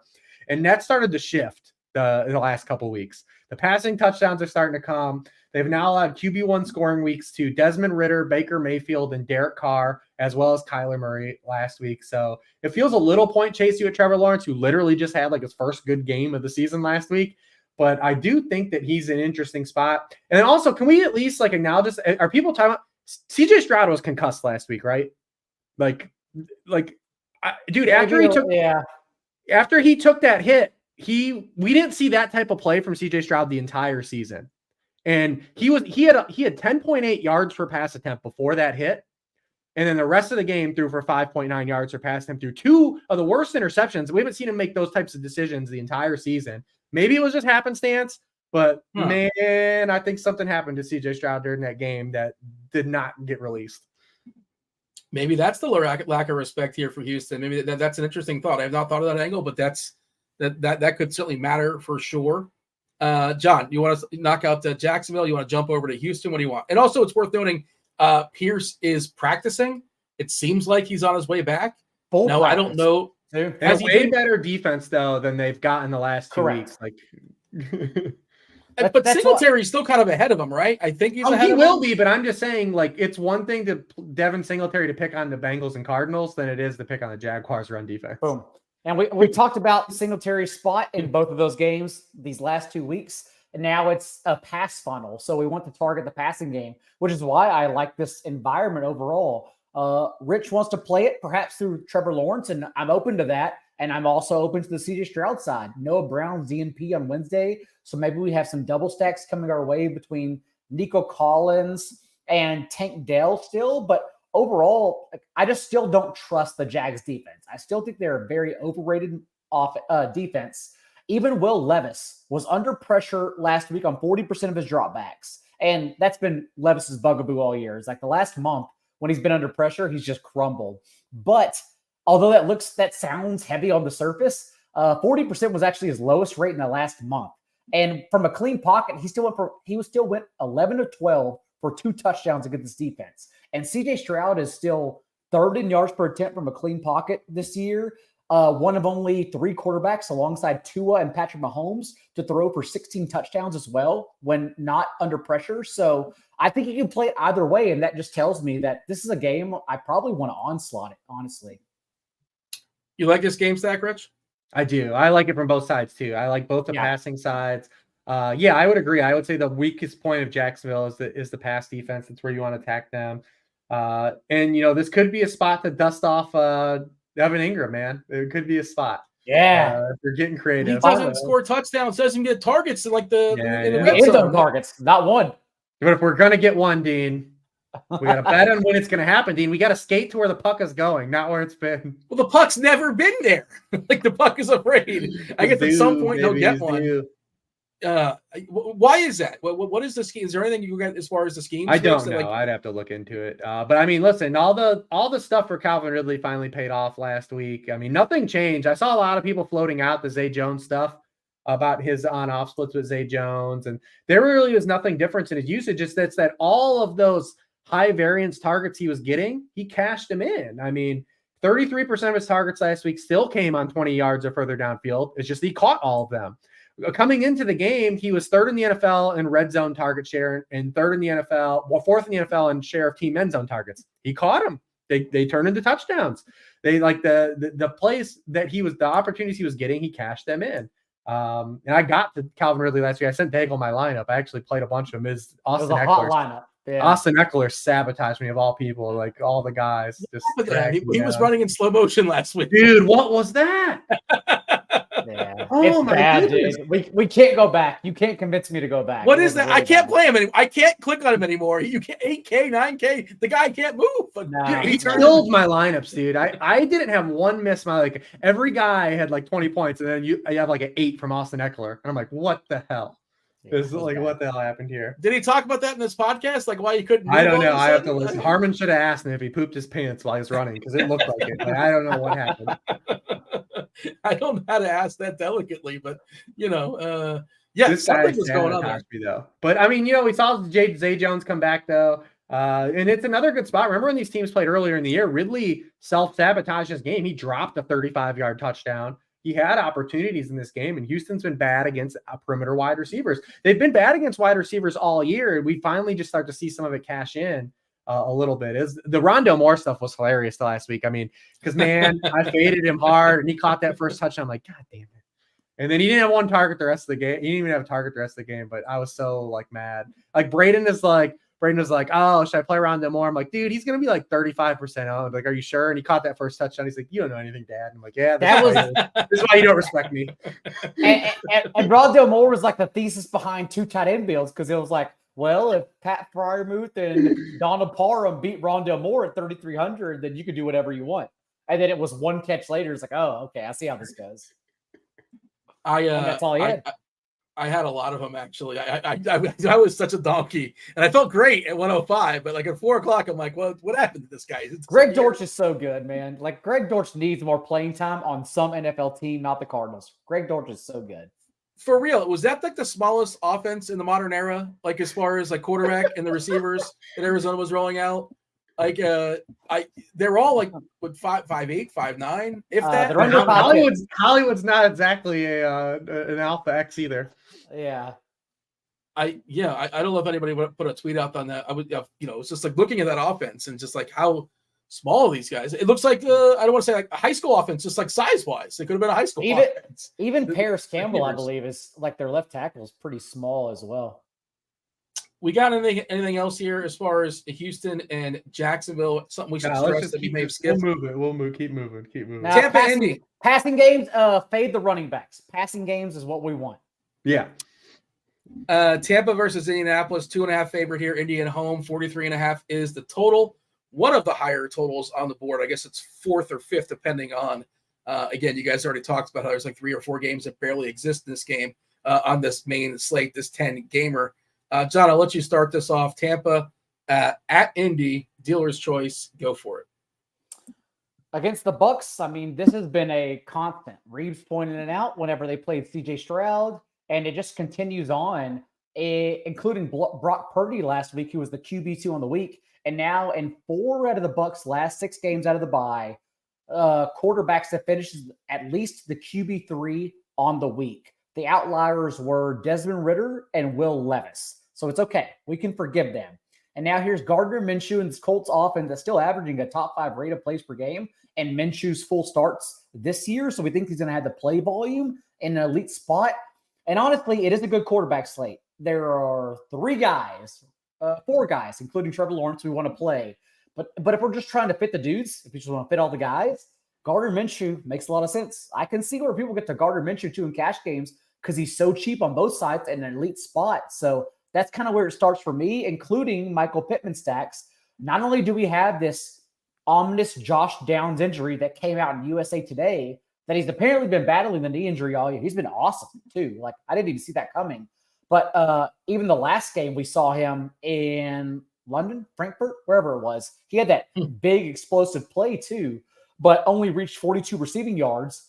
But the fact is, like, the matchup is better for Michael Pittman anyhow. The Bucks in the slot are to the Commanders out wide, which is what lead both Reeves and I to want to be overweight on Brandon Cooks in the Thanksgiving slate, because from out wide, they're basically stone last in everything you look at. Fantasy points per game, yards per catch, receiving yards per game. So, yeah, I think Gardner Minshew is definitely like a legitimate option in tournaments and cash games in this slate. There's no clear winner early optimals, but he's the number one guy. 19% right now on DK optimals, Gardner Minshew. He makes Eagles Bills fit. Yeah. He's making 13% of the Fanduel lineups. And by the way, Rich, you mentioned your son, and every once in a while you'll let us know who his super secret favorite, like off the board play is. Does he like Alec Pierce? Is that one of the reasons why? I guess that was the reason why he was on Pierce. The Downs injury, it didn't work out. But did you throw that back at him when he was throwing at you the Rondale Moore stuff? No, he's calculated. He'll say, well, we didn't expect him to do good anyways. Yeah, can't lose. Win-win, man. He's got the game. He's got the gambit. Rich, you like Minshew here at home in the Dome? I don't know if I'll get to Minshew. We'll see when we get there. I mean, there's just so many good quarterbacks, like Daigle said. I can definitely get to the receivers, though. I can even get to Downs as well. I think because the Bucks are also bad against slot receivers. So, sure. I think Downs is in play where he's priced because he maybe is another, like, he gets you access to some of those guys, too. I have a hard time just not wanting to play Josh Allen. Like, my initial thought is to try to jam Josh Allen in. Like, that's my thought process entering the slate. I don't know how viable it is, though. I haven't built any lineups yet. But my initial thought process is to try to get to Josh Allen. Oh, yeah, so we'll talk about that game in a second. You haven't tried building running backs yet, buddy. Just wait. I already said, so, like, on this running back slate, like, I was like, oh, Ramondre Stevenson looks like a solid play. Yeah. And, like, that's where we are. I'm not kidding. There are, like, 3 guys in my running back pool. I'm like, I don't want to play anyone in this slate. Derrick Henry, Ramondre Stevenson, Isaiah Pacheco. Don't forget Jalen Warren. Calm down. Add Jalen Warren. I'm not playing Jalen Warren. I mean, this is good. Like, this isn't real. Okay, let's do it. We'll talk about it later. The total's got to be at least 34 if you to play a player in it. Is that the rules? No, I mean, I don't know. Maybe with this transition, with Eddie Faulkner, like, calling the plays, the running back coach, maybe he knows at his price. He'll see the light. I'm playing. But I think the way Jalen Warren is currently operating is not sustainable. If we have a change like we saw with Tony Pollard and Ezekiel Elliott last year, then yes. But we haven't seen that change yet. You don't expect him to break off another 80-yard run. He doesn't even have a goal-to-go touch on the season yet. His 3 touchdowns are all from outside the 10-yard line. He's not getting enough raw touches. He has more yards the last 3 games than he had before all his games total. So, like, that type of usage just isn't sustainable. And granted, it could be shifting. It could be the thing, skate to where the puck's going. It's like all these signs point to, like, he deserves more work. He's going to get more work. We'll see if it happens. But that game also looks like an absolute slog, though. By the way, the most popular running back hitting the optimals is, you guys haven't mentioned him, we're on the game, Jonathan Taylor. Jonathan Taylor is hit. Just hard pass. That's it. No, no JT for you, Rich. I don't know, maybe, but I mean, I don't like the Bucks are actually good against running backs. Right? They haven't even allowed a rushing touchdown yet to a running back. Who's the dude in the middle that everybody fears? Who's the run stopper? Vita What's the Vea. guy? Vita There Vea. you go, Vita Vea. Yeah, that guy is. Let's Vea. just go on the outside. Let's not run up the gut on Vita Vea. But yeah, he's very popular for what it's worth. Jonathan Taylor, 6'9" on DK, 7'5" on Fanduel. Taylor also like he got the main role like Chuba Hubbard, and then became Chuba Hubbard. He's just like kind of coward. It's like, oh, yeah, they're a bad running team too. Yeah, that's what we were waiting for. At least it opened up for Devin Singletary. But again, that was against the Bengals and Cardinals. So that probably helped out a lot. Tampa Bay. I don't think we really talk about Tampa Bay's offense so much. Rich, your favorite play on Tampa is who? Mike Evans. Yeah, that's what I figured. Every week. That seems like the obvious. Also, I mean, listen, Rachaad White's another one of these guys. Like, he's living his best life right now. But, like, he gets there. There's something coming for him, too, eventually. But in terms of the slate, Rich, I still think it's fine, honestly, on draft. Oh, yeah, he is. He's fine. 100, I think he's a good play, honestly. The Colts are giving up all these touchdowns to running backs, so he probably gets there again this week. You're right. I thought last week would be the week he wouldn't, and then he got the 1-yard touchdown. 2023 is the year of just you can keep getting away with it. That's what it is. Just keep getting away with it. Well, I mean, I think what we've learned is, though, at the running back position, there's one good running back. There's Christian McCaffrey, and there's a pretty wide gap to the other guys that are consistently good.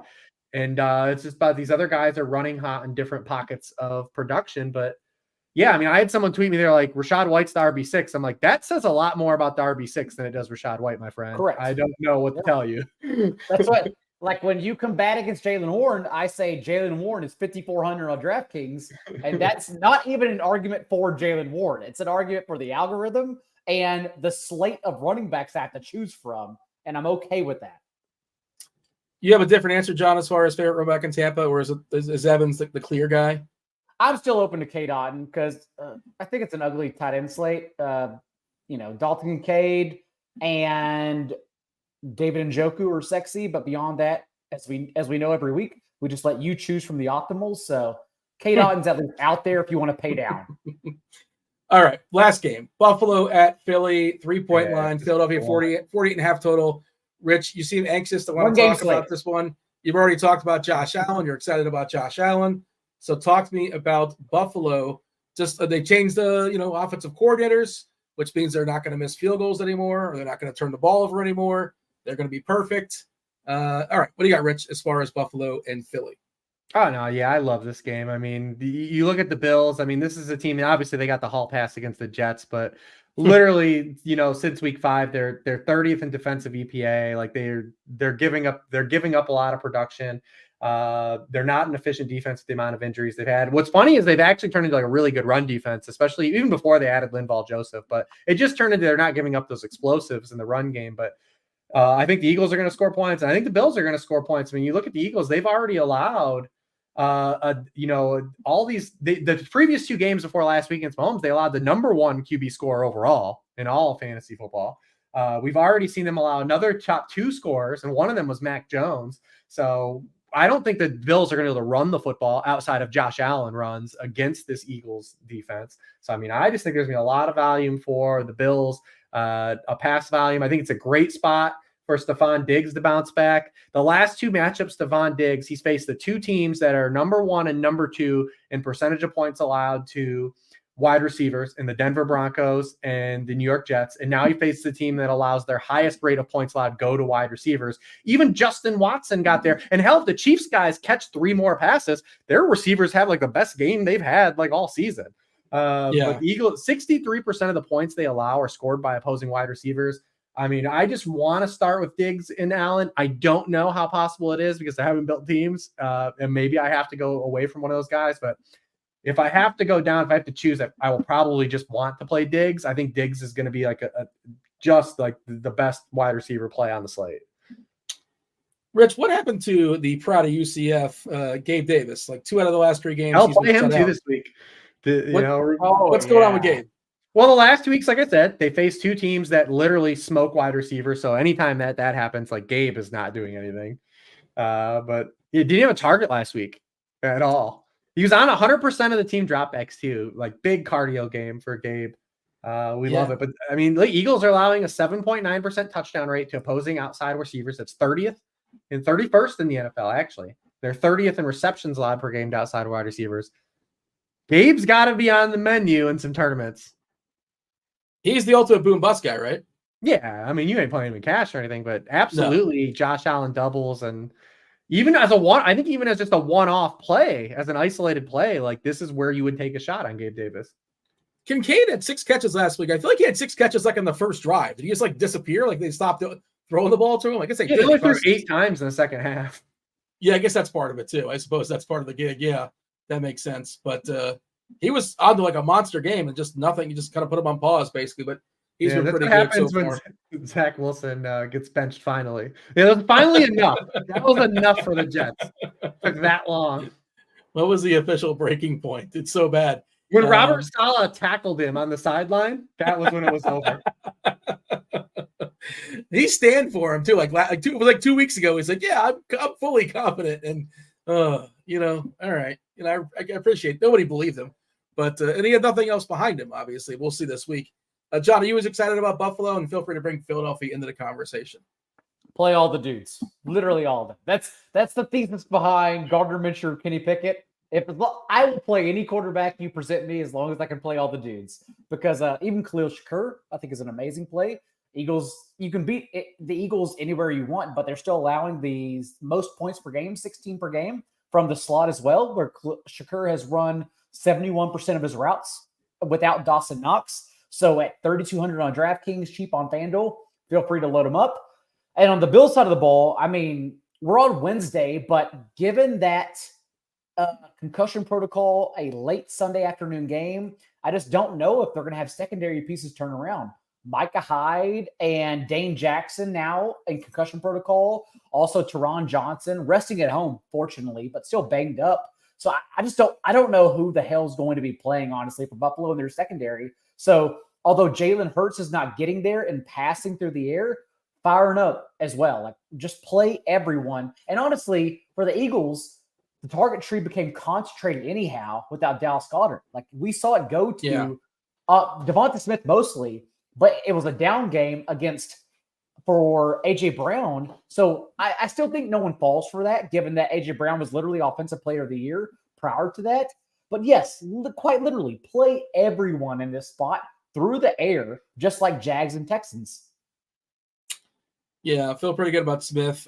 Brown was shut down last game, but I'd assume he bounces back. Seems like a good spot all around. By the way, here's a tease for the optimizer on a Wednesday night for DK tight end wise. Not number 1, but in the number 2 spot, it's Dalton Kincaid. So he's not going to be landing in our optimizer. Certainly you can play Dalton Kincaid, but he's not the current number 1 guy. Okay, I suppose, unless we got anything else here, Rich, as far as this game, anything else you want to say? No, I feel this similarly to Texans Jags, all the passing pieces fade the running backs. Yeah, I'm just trying to figure out ways to fit everyone in, because even with Allen, Shakir's the only cheap one. Davis will probably go overlooked, even though I generally do not give a shit about his box scores. It's like, I'm just going to play Gabe Davis. I do not care, especially for tournaments. But it is hard to fit because A.J. Brown, Devonta, and Stephon Diggs are still really expensive. So I'm just trying to figure out how I get to those guys because that's the only game I care about. Yeah. Devonta Smith looks pretty good on FanDuel at 7.4. What is Gabe? 5.3 on DraftKings, and what is he on FanDuel? He's probably a better FanDuel play anyways. Absolutely, yeah. But it doesn't matter. Touchdowns. They care about touchdowns on FanDuel. I do not care. He's 6K on FanDuel. Yeah, that works. Okay. All right. There's 7 games remaining we've not yet talked about. We want to give our favorite plays remaining that we've not yet talked about. We're skipping that. Oh, Steve requested we skip it because we took so long on Thanksgiving. Yes. You know what? That's right. He did. We were going to say a bunch of bad players anyways. We were going to say the games we talked about. We're going to argue about Jalen Warren and bring up Justin Watson Cash. I was going to bring up Ramondre Stevenson. Like, come on, man. And the Rams Cardinals cheapies, if injuries, like we don't need to talk about it. It's fine. Everyone knows. Oh, yeah. FanDuel was not playing around with Kyron Williams. They knew exactly when he was coming off the IR. How much is he? 8.2. Huh. That's That's gonna be his role though, right? He's gonna get like a big chunk, I think. Is that fair? I mean, they got I will rid of say- Henderson. I will say I broke Sign my it back. rule. I broke my rule last week with Achan, and look what happened. Oh Yeah, man, you did break your rule. Yeah. Look what happened. I had him in my core, and it was not pretty. Look what happened. Your rule is To be fair, it still feels good when it's at 10%. It's like, okay, That's true. you know, I didn't blame him. I didn't blame him was the cash smart or one. anything, but yeah. We were all the smart ones who lost. Yeah. I do want to get the read in though. I want to tell the people about SimLabs. SimLabs is in beta, and you mentioned Dan Bach, and I'll tell the reason why. That kind of tied in a second. We did just drop the beta version of a new NFL lineup building tool for a limited time. You can actually try it for free. SimLabs is a brand new product that generates DFS lineups with the power of simulation, combines data from every aspect of the slate to churn out lineups that match your preferences. Just a few clicks, you can have hundreds of well-built correlated lineups ready to go for whatever contest type you're playing. You know, large field, small field, single entry, however you want to do it. Check out the link in the description as well. But I did see Dan Bach earlier today. So much, I mean, right up basically up to lock. We didn't have time to change the read, but this was only a DK. Now it's something they've worked in for Fanduel. So for DraftKings, for Fanduel, I know it works for the DK Showdown stuff. I can't say for the Fanduel Showdown stuff, but an NFL only for right now. My understanding is theoretically down the road, this will be for other sports as well. But go ahead and check out SimLabs. It is free. And now we're going to talk, I guess we're going to talk movies, right? We're just going to segue right into our movie section. We're going to talk about teenage, but we're done with football. We do appreciate y'all listening. If that's your, if you don't want to hear us talk about, yes, get all that stuff out. Favorite, do we have to do the favorite Thanksgiving thing? People, you know, what's the chalk? Mashed potatoes? I don't know. That's going to be played like literally everywhere. Oh, I was going like every podcast has to give like their Thanksgiving take. That's for like food. I will say this done right. It's all like really excellent, right? Like turkey gets a bad deal, and what I hear when people say they don't like turkey, I'm like, you ate a lot of bad turkeys. Yes, that's got a ceiling. It's got a ceiling. It is not. It's not. It's amazing. It's amazing. It's incredible. A smoked turkey, amazing. I gotta try John's turkey. He was raving about it pre-show, and he said it looked like I went to the picture, but yeah. Steve, if you want to share some things to the screen when we start talking movies, I did email the photos to you and Dean and everyone. So you can do some more work, Steve. You can pull them up on the screen, Steve, since I'm just giving you commands now. 5 apple pie old fashions in. That's how you stuff. There you go. Look at the screen. That's how you stuff the skin with butter, right? You stuff it with garlic and butter and herbs. And then you like also rub your hands all over it with olive oil and sage and garlic. And then that's 4.5 hours later. 165 internal temperature. That's a fucking turkey, Dean. Look at that shit. That's beautiful. I'm gonna need a net on that beard, though. You had a better grip of that turkey than Josh Dobbs. Reeves. The beard is beautiful.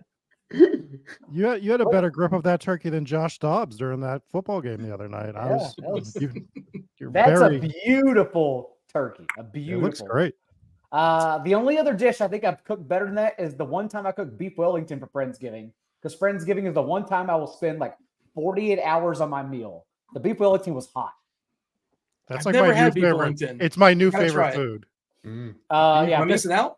Beef Wellington is for Dean. It's the filet mignon, but that's just a filet. So an entire log of filet mignon. Don't chop it up, and then you brush it in hot English mustard, or the way I did it, brush in hot English mustard, and then you encrust it, roll it in a combination of herbs and mushrooms. So I think I did pine nuts, watercress, thyme, and hazelnut or nutmeg, and then puff pastry, stuff it, and then bake it to the point where whenever it's done, I think it's like 2.5, 3 hours. Whenever you cut it up into rolls, into logs for servings, it then becomes rare from the middle all the way to well done to the outside. So no matter who you're with, they get their perfect cook.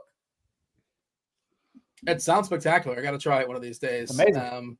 I always sort of think of Gordon Ramsay because I feel like that's one of his go-tos on his show. It is. I relate him to beef Wellington. I don't know why. That's the recipe I use. The one in my journal is like, because I keep a journal next to my kitchen, and the recipe is like 3 pages long, and it's all Gordon Ramsay's recipes. So yeah. When I got knocked out of the World Series, I went to have a celebration meal, and I walked over to Gordon Ramsay's restaurant and I sat down at the bar, and I was like, "What do I have here?" To the bartender, and he goes, "The beef Wellington." And I was like, "I've never had beef Wellington." And I had beef Wellington, and I got beef Wellington the next day because it was so amazing. You got gateway drunk on beef Wellington? I did. Beautiful. If you guys didn't know, producer Rob, by the way, it's producer Rob joining the show. He talks movies with us. Not only is he a producer, but he also is a fabulous poker player. He also tells ghost stories as well. He's Where just did a you fabulous finish? human being. Yeah, Where did you he finish does everything. in the final there? The World Series. What was the number? 138th 138. Amazing. out of Amazing. Spectacular. 10,000 I plus. watched, How many I watched hours? every day. I watched every day he was in. How many hours did you play? Over 60 because it was like 12 hours a day. I got to day 6, so probably like 63 hours or so. Have you played Yeah, poker things- since then? I've played like a couple like Yeah, I shit figured. online games, but I don't think I've played. Oh, I played one live tournament since then. It can't possibly hit the blood the same way. It's not the well. Local tournaments are never the same as like real Yeah. tournaments either. So you go from people 2.5xing to walking into these local tournaments where everybody's like 4 and 5xing pre-flop for their raises, and you're It's- just like, this Especially is awful. because with quite literally the most amount ever given to first place in the World Series of Poker, and you were 138 overall, no matter your chip stack, whenever you're on day 6, you can't help but start dreaming about like winning the last day. Like that's on everyone's mind. Yeah, No one's a realist at that point. no, I mean, I was just happy to No. be there, man. No, It you was. Shut up. No, you weren't. I mean, there was a point where I was just happy to be there. Like once I made the money, I was like, okay. And then we were just building, and then it was like, all right, well, let's just try to win this thing now. Let's fuck around and find out. Yeah. Oh, Yeah. Was there like one big hand before the knockout, or you got knocked out with a bunch of chips, or it's like, or just kind of like at the end, it's like you're dead anyway? What was No, it? day Yeah. five, I got put on like a table full of just absolute crushers, and yeah, he got pros. I got like a tough table, so I had to play real. And my stack was fine, and then I got put at a table where it was like some people were just either going to get knocked out or move on because everyone's stack was similar, and we ran into a bad spot and got knocked out. Let the record show, because I'm that kind of friend. I subscribe to Poker to Go just to keep an eye on your table the entire time. I paid Appreciate real it. dollars to subscribe to you and to keep it in the background while I was writing about, I don't know, the fucking draft or some stupid shit. Who knows what I was doing at the time? But And as I a good watched you friend every to second. you, as a good friend to you, you were one of like 3 people that I actually responded to that was texting me during the tournament. yeah, I feel This is seen. I amazing. did not subscribe. I feel bad now retroactively. I was certainly rooting for you, but I didn't go the extra effort like John did. I'll tell you what. I still love watching poker, though. I still do it in the background. I think poker is still the most fascinating thing in the world, man, because it's kind of like DFS, where we roll the cards and every slate's different. Poker, literally every hand's different. It might be muscle memory to some people, but it's just always a different scenario and a different person, a different personality. So I always just love board games that change and overnight, and poker changes within like literally 15 seconds every time. Well, it's storytelling, right? Like, Great. because Amazing. I used to teach a little bit of poker back in the day, and I always started by telling them you're telling a story and your opponent's telling a story, and you're trying to make sure your story makes sense, and so does theirs. And that's what DFS is too. We're telling a story when we build lineups. So I think that's what we're drawn to. Rob, unfortunately, you did not win the World Series of Poker, but what you did win, which the base you can argue, Not the is rub just it as in. good. You won the listener league. Well, you didn't win it technically. You beat all of us. You didn't finish first in He that. does, yeah. But you won Those the right scrubs. to assign a movie for us to watch. Did And I? You chose. Yeah. Well, no. No. I'm setting up the movie we saw. Wait. Oh no, wait, no. It was Rich that No, won, right? Rich won. Never mind. My bad. You I didn't don't. win I anything. never win. I'm the worst. You won the horror movie stuff. Rich, you assigned Teenage Mutant Ninja Turtles, Mutant Mayhem. Why did you choose that? Let's go around the horn as far Well, as you guys chose it. I gave you the option, and Yes. you guys chose it. Daigle grew up with he said April O'Neil toys in the bathtub. I don't know. Not in that kind of vulgar way, but yeah. But no, it was no one had seen it. So anytime we get a chance or no one all 3 haven't seen the movie, that's almost a go-to. We All right, almost dressed up as the Ninja Turtles here. If Daigle had been wearing a green shirt, each of us would have been a Ninja That is Turtle true. color. We're so close. And I asked Dean who his favorite Ninja Turtle is. He told me they all wear the same. I don't. Which one's the smartass? I don't remember which one's which. What is happening, s- Dean? I don't remember which. They all have a different weapon. One's got a big stick.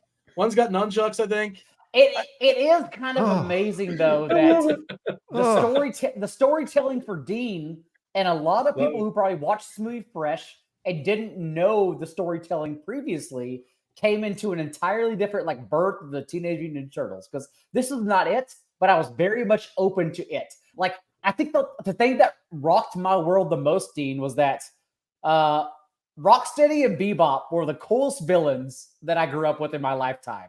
I thought they were the greatest things ever invented. The rhino and the hippo with cool ass 3D sunglasses and leather vest and pierced nipples as a kid was like, nothing's going to beat these two characters. But in this movie, they work with the turtles. Whereas when I was Spoiler. growing up in the cartoon and the movies, there's no chance they would have gone dead before they ever worked with the turtles. And even that kind of like character development is fascinating to me. Do you know? Did you look and see who the voice actors were? Did you recognize who the voice actors were by hearing it? Ice Cube. I think it bit at me for like 30 minutes, and I was like, I got it. I know it now. The rest, though, I don't know where Paul Rudd, Seth Rogen. I don't know where they came in at. I have no idea. Yeah, they're all in there. Also, you should have known who April was, because you are a fan of the bear. Yes, Is it Sid? the chef on Yeah. on the bear. Sydney. Yeah. By the way, Rocksteady was voiced by John Cena, and Bebop was voiced by Seth Rogen, who wrote co-wrote it. And Rocksteady in the live action is Sheamus. So two wrestlers there in the movies. But no one wants to remember the Michael Bay live action. It's funny, by the way, in the credits they said, I don't know if you caught it at the end, in the credits they said, in introducing Paul Rudd. I don't know if that was like an inside joke, but just made me laugh. It's like a funny thing to throw out there. He had the one character that I never thought would get on the screen in any Ninja Turtle movie. Mondo Gecko, like he was awesome in the cartoon. I was like, there's no way that guy's ever gonna get into one of the movies. We played a lot of the hits.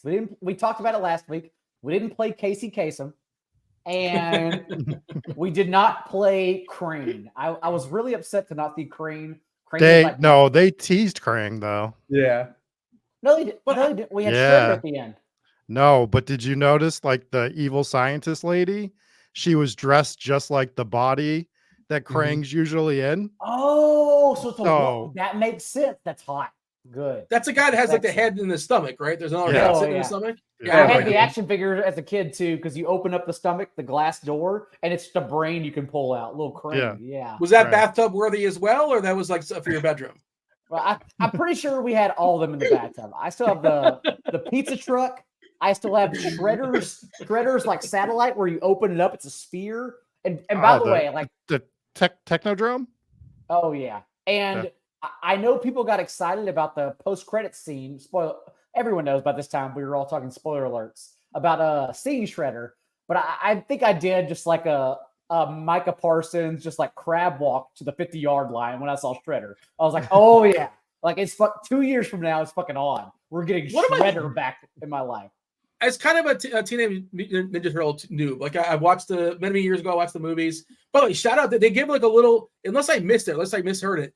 Did they not play a sample of Vanilla Ice's Ninja Rap at some point? They did. I thought I heard that. I'm like, that was a disaster at the time. It was like a joke. But shout out to that little callback. No, that shit was popping when you were 7 years old when that movie came out. Hell yeah, we were all jamming a Ninja Rap back then. But like, isn't it like ballsy or kind of an audacity? You're promising a movie with the Ninja Turtles. Like, isn't Shredder just like assumed? Right? It's like, well, how is he not in the movie? I don't understand. I like what they did. I like what they did here. Sort of like what Spider-Man's doing, where they haven't brought the Green Goblin out right away, where they're just kind of saving that bullet a little bit. They're slow rolling you. Because that story's been told, man. It's been told. So I like that they're waiting on Shredder. There's some things I do like about this movie. It felt really into the Spider-Verse, like, the Yeah. Miles Morales movie. So it really felt like a bite. The flashback scenes, some of the animation. Hell, I even had to look up Michelangelo's voice actor because I thought it was Miles Morales' voice actor. It was, Sounded wasn't it? exact. No, No. no. Oh shit! I thought it Oh, sorry. was. Yeah, so did I, but it wasn't. Shimon Brown Jr. is Michelangelo. Yeah, he was Oh. not Miles Morales, but they sound exactly alike. And I like that the turtles actually felt like teenagers in this movie, more so than any other Ninja Turtles movie that we've ever had, for the most part. I felt like there was like a better brotherly bond between them than a lot of the other movies for some Definitely. reason. So there's some things that I liked in that aspect. I did not like April O'Neil being their age. I like April O'Neil being the news reporter. I think that plays better. It still kind of worked in this movie, but I prefer her a little bit older, working for an actual news agency. Reeves, and I kick it to you, Dean, but again, this is your first experience, so I don't know kind of what I need to make sure I'm not feeling nostalgic, and this is true. Did you also feel like what I appreciate about the old Turtles is that, and maybe it's because I was just growing up at the time, but I felt like everyone, kind of like when they watched Friends, like they connected with someone Yeah. who they felt they were the most. So like to me, Raphael, I connected with in the older way because it was like an eternally frustrated individual who needed therapy. And here's little John Daigle, who also was Raphael. But like to me, like they're a little too childish, so I appreciate it, but I don't feel like I connected with them the same way. But it could also be because I'm 35, about to turn 36 now. I don't know. I mean, that's probably more so what it is. I mean, I saw myself as a child as like each part, because like Leonardo, I Are you have some input. Donatello? I was more so like a Michelangelo guy. Reeves is Donatello. I know. Oh, Reeves is yeah. Donatello. Yeah, for sure. Yeah. Not even a question. Yeah. But Michelangelo was always my favorite turtle. I never liked Raphael. That's Thought he weird. was such a Yeah. bitch. Thought he was just such a bitch. Just crying all the time. Yeah, I mean, he has a big heart. Just just relax. complains. He has Just a big heart, relax a though. little bit. How do we feel about the Jackie Chan as Splinter? It was fun. That was definitely a different interpretation of Splinter. Right. So, oh yeah, the person I watched it with, she said, "Is that like borderline Italian racist?" And I was like, "I don't think Splinter is Italian." Like, No. it may be a bad impersonation, but he's not trying to be Italian. He's trying to. Do you be know who Sensei. Splinter was? Is Ratatouille Italian? Is that what she's doing there? I didn't watch I don't Ratatouille, know. I don't know, yeah. but she also had never watched or never listened closely to the Ninja Turtles, whereas I was used to Sensei beating the Foot Clan and Shredder. So I also heard it and I was like, I don't know, he is kind of like Chris Pratt Mario. So I'm trying to listen closer, like every single thing he says. It was weird. Did you mansplain I'm waiting to TMNT? see. I'm waiting to see how they tie in Shredder to, because he obviously, I would assume, based on this movie, not have an actual tie to Right. Splinter, but I don't want to assume that because they could obviously write anything back. But It seems like they're going with Splinter. I mean, Shredder is just this mercenary that's never screwed up a job, and he's gonna mess up, and it's gonna become personal. Is the trajectory it feels like it's going with him. So Do you they know kill off who- Splinter in the sequel? what? Are they going to kill off Splinter in the sequel? Are they going to pull like a Spider-Man kind of thing on us? I doubt it. Does he ever die? I don't know. I have no idea. I'm just sort of throwing it out there. I But mean, and we for sure the sequel's happening. They basically said if you're watching, assuming this does well. This movie, it did well. It did well. Okay, so it's got to Yeah. be like it's basically, and maybe they It's sound like- like a 2-picture deal. I don't know. Honestly, like all these types of genres do well now. Like Spider-Verse kind of pivoted off into this. The Mario movies are gonna crush. The Mario movies are gonna make so much. But I damn wish money. the Mario movie would have punched up like this and Spider-Verse. like- The Mario movie is still pretty hot though. Honestly, The It's still pretty Mario cool. literally was like, let's just make a baseline kids movie, and it didn't try to punch up like these did. Yeah. mm. And they're Like, going. these to are Yoshi, standalone. Those are standalone, well-made movies. Yeah. The colors, and I had some help, but the colors in this. I mean, soundtrack is amazing. Yes. Soundtrack absolutely rips. Soundtrack was great.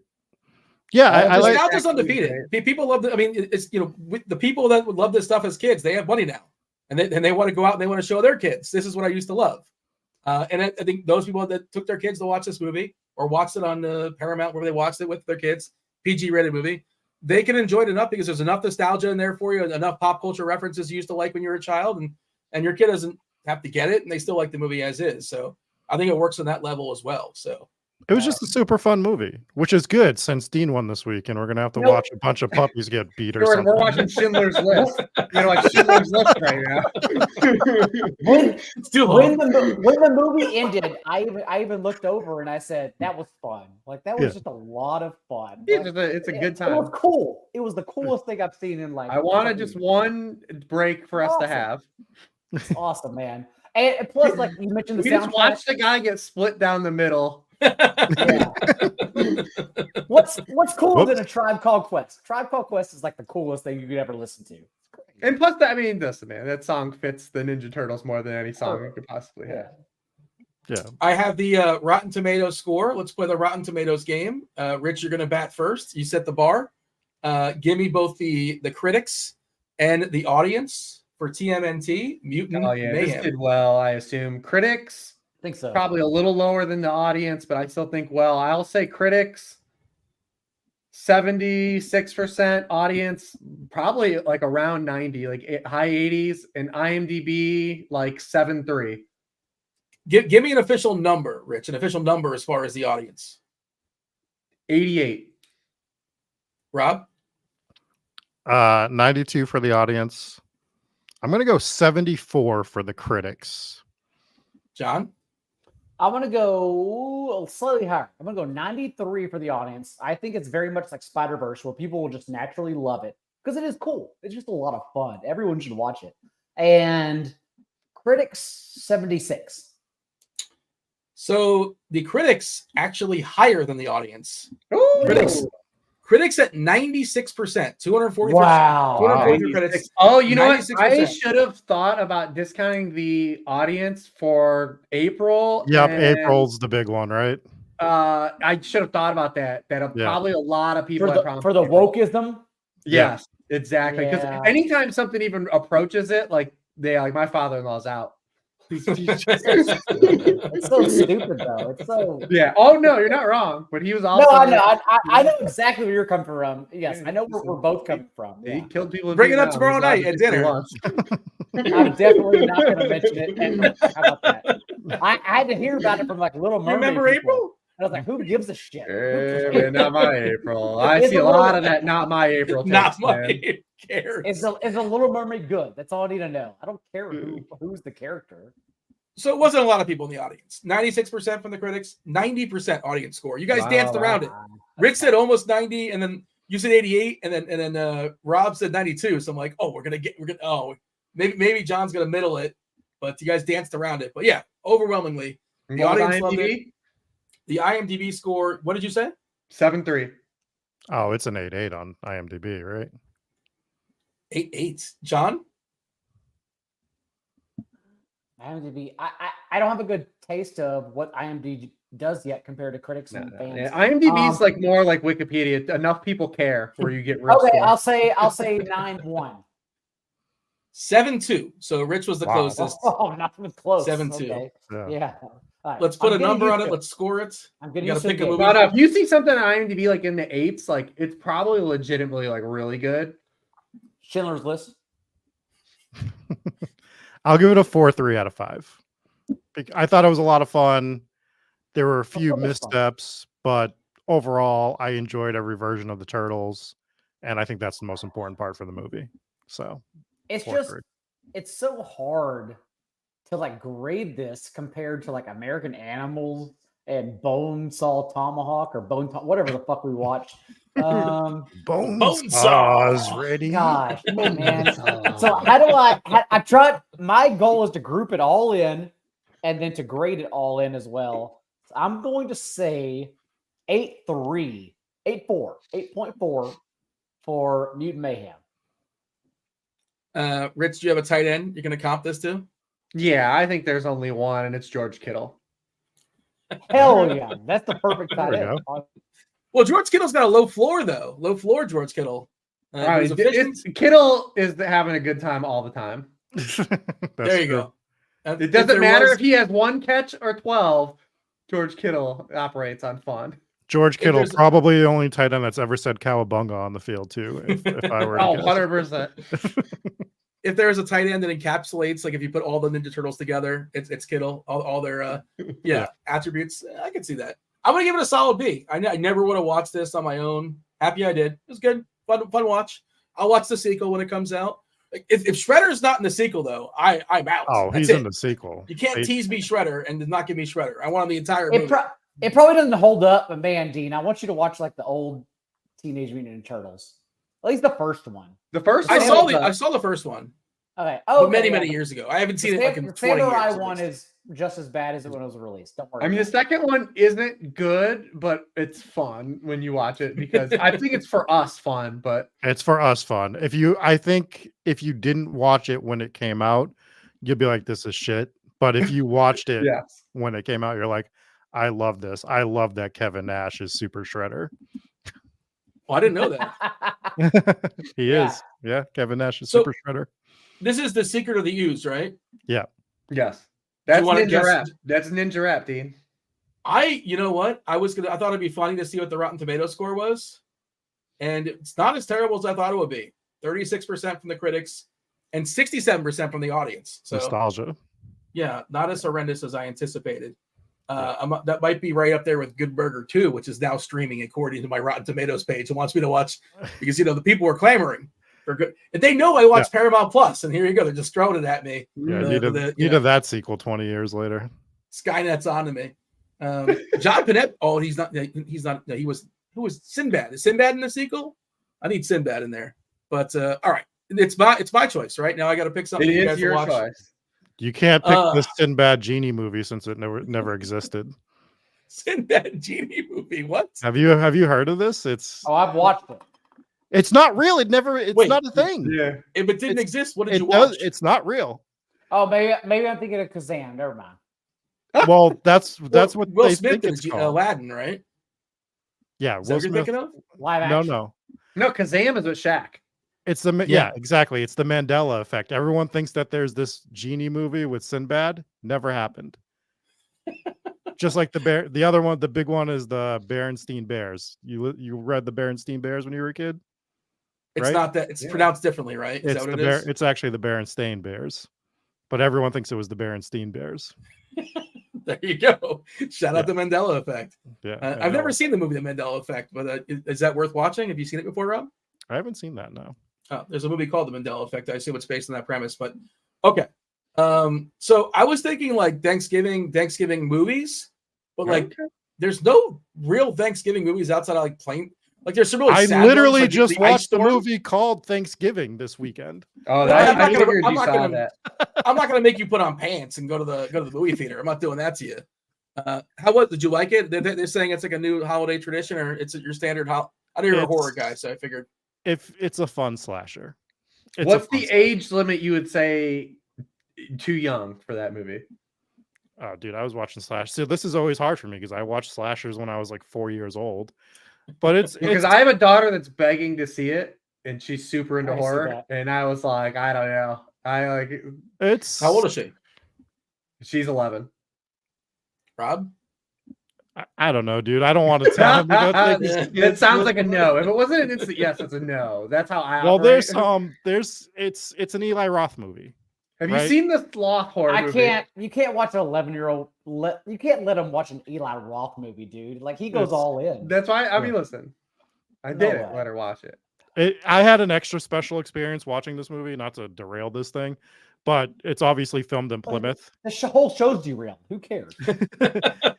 It obviously takes place in Plymouth, Massachusetts, which is like right down the street. And I went to the town of Hanover to watch it. And they're playing up this whole thing. This doesn't spoil anything, but there's like a rivalry in the movie between Plymouth and Hanover. So like right in the beginning, they're like, fuck Hanover. And I'm just like, I'm in Hanover watching this movie. It was like an out of body experience. It was amazing. To me, I think the chalk Thanksgiving movie is Planes, Trains, and Automobiles, Yeah. but I feel like everybody's seen that. Yes. So I just but it's a classic if you've never seen it. For whatever I know reason. a Thanksgiving movie that you may not have seen. The Ice Storm, which is not a happy movie at all. But what An do you got? absolute gem from my era, Son-in-Law with Pauly Shore. Oh, I've seen God. Son-in-Law. Hold up. I'm more of an Encino Man guy. Because the whole no thing is Biodome? he goes to her family's house for Thanksgiving, right? It's like she doesn't have anywhere to go for Thanksgiving, and he goes with her. I blocked that one out, but yeah, I did see Son-in-Law many years ago. Jury Duty is another movie that's popping up in my head. I don't know why I got the whole Rolodex of Pauly Shore movies. Also, just in general, I don't know. Reebs, explain Pauly Shore to your son. Just one day, try to do it. You can't do it. He was like a huge deal Well, in Pauly Shore is dead. 1993. Yeah, he was like the biggest deal, and those movies, there's no way they're still funny to like that generation at all. Not a chance. MTV VJs back when they were big deals. Biodome does not hold up. There's zero chance. There's zero chance. No Wheeze in the Juice. That's different movie. That's not Biodome. Listen, That one Tiffany Amber Thiessen is in Son-in-Law. Oh, so it holds up.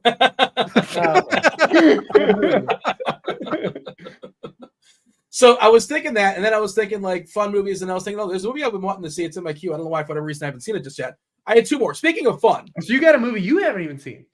yes, and Ooh. I think it's a fun movie.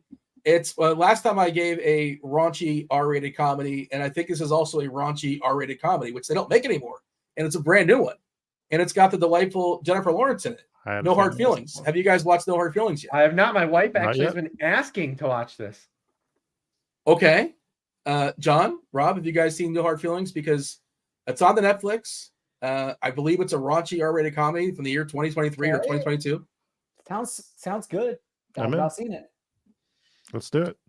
All right. My old standby, just in case, was Law Abiding Citizen, which is a fun, hilariously bad movie. But You mentioned that like 3 weeks now. You're like, Yeah. we should watch Law Abiding. that was on standby because like that feels like Yeah, a we movie should. that'd be fun to like break down because there's so many absurd things that happen in it if you've never seen it before.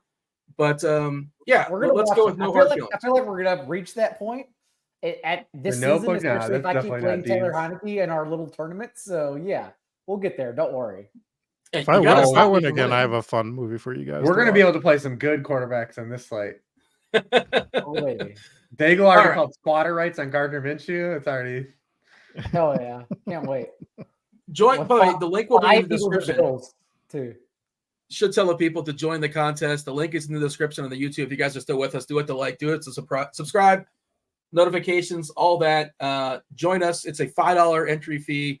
If you take it down, you get a month free, an entire month free of RG Premium, RotoGrinders Premium. It's not Great just free. NFL, but Dude. it's all the sports too. So Yeah. if you're playing NBA, if you're playing PGA, if you're grinding, Except NASCAR. yeah, but you know what? I always say that, but it's not NASCAR season. So I'm pretty sure NASCAR's Well, done until the Super Bowl. If I it think. was NASCAR season, you wouldn't get it. Yeah, but it's only a month long, so it didn't. Just to let you know. Thank you. That is a fair point. If you're listening to this in like 3 months for whatever reason, you missed the tournament, and If you're trying to pre-register these NASCAR tournaments, Hell yeah. there's no chance. no If, you're days off. if you are replaying the Week 12 NFL preview show 3 months from now, please just call my cell phone and I'll get you out of jail as well. There's going to be some psychopath that goes back and is like, I actually like the week 17 of this show. I'm going to go He's back like, and listen to all the movie reviews from week 1 on. My friends talked about Mutant Mayhem, so let's go hear what they had to say. Yeah, That's exactly. right. Rob, tell the people where they can find you. You can catch me over at Spike Week. It's playoff best ball season for the NFL, which is God's game. And you can catch me over at Hometown Ghost Stories, where we told the ghost story of King's Tavern in Natchez, Mississippi last night. And the guy who owned the place, his name was Dick King. So that was a fun story to tell. Was it almost Dick's Tavern? Like it's like yeah, Dick's Tavern or King's Richard Tavern? King. Which we go with? He went with King's Tavern. Yeah. So I think he chose correctly. yeah, John, probably went right. Where can the people find you? The people can find me at 44.com. And honestly, just go watch the movie and we're all fine. Let's just all talk about movies the rest of our lifetime for 2 hours. I kind of want to vamp too because I want to go over 2 hours. So yeah, here we go. Now, Reeves, you're good. We're going to make it over 2. We made it. Go ahead, Rich. Yeah, sharpfootballanalysis.com. You can use code TAKE71 for 71% off anything the rest of the season. And like Daigle said, while I watch the movies, you can always find me Wednesdays, 9 p.m. with my guys Daigle and Dean. And now Rob. Yes. On behalf of producer Steve, who had to deal with our nonsense for 2 hours, producer Rob, Rich, John, myself, I was Dean. Enjoy Pauly your Shore. Thanksgiving. Good, yeah. Pauly, shout out Pauly Shore, Ninja rap. buddy. All right, we got to step aside and get out of here. Save We the do. travels for Thanksgiving. Win some money. Do the things. RotoGrinders Pick 6 show week 12. We're out. Thank you. Holler.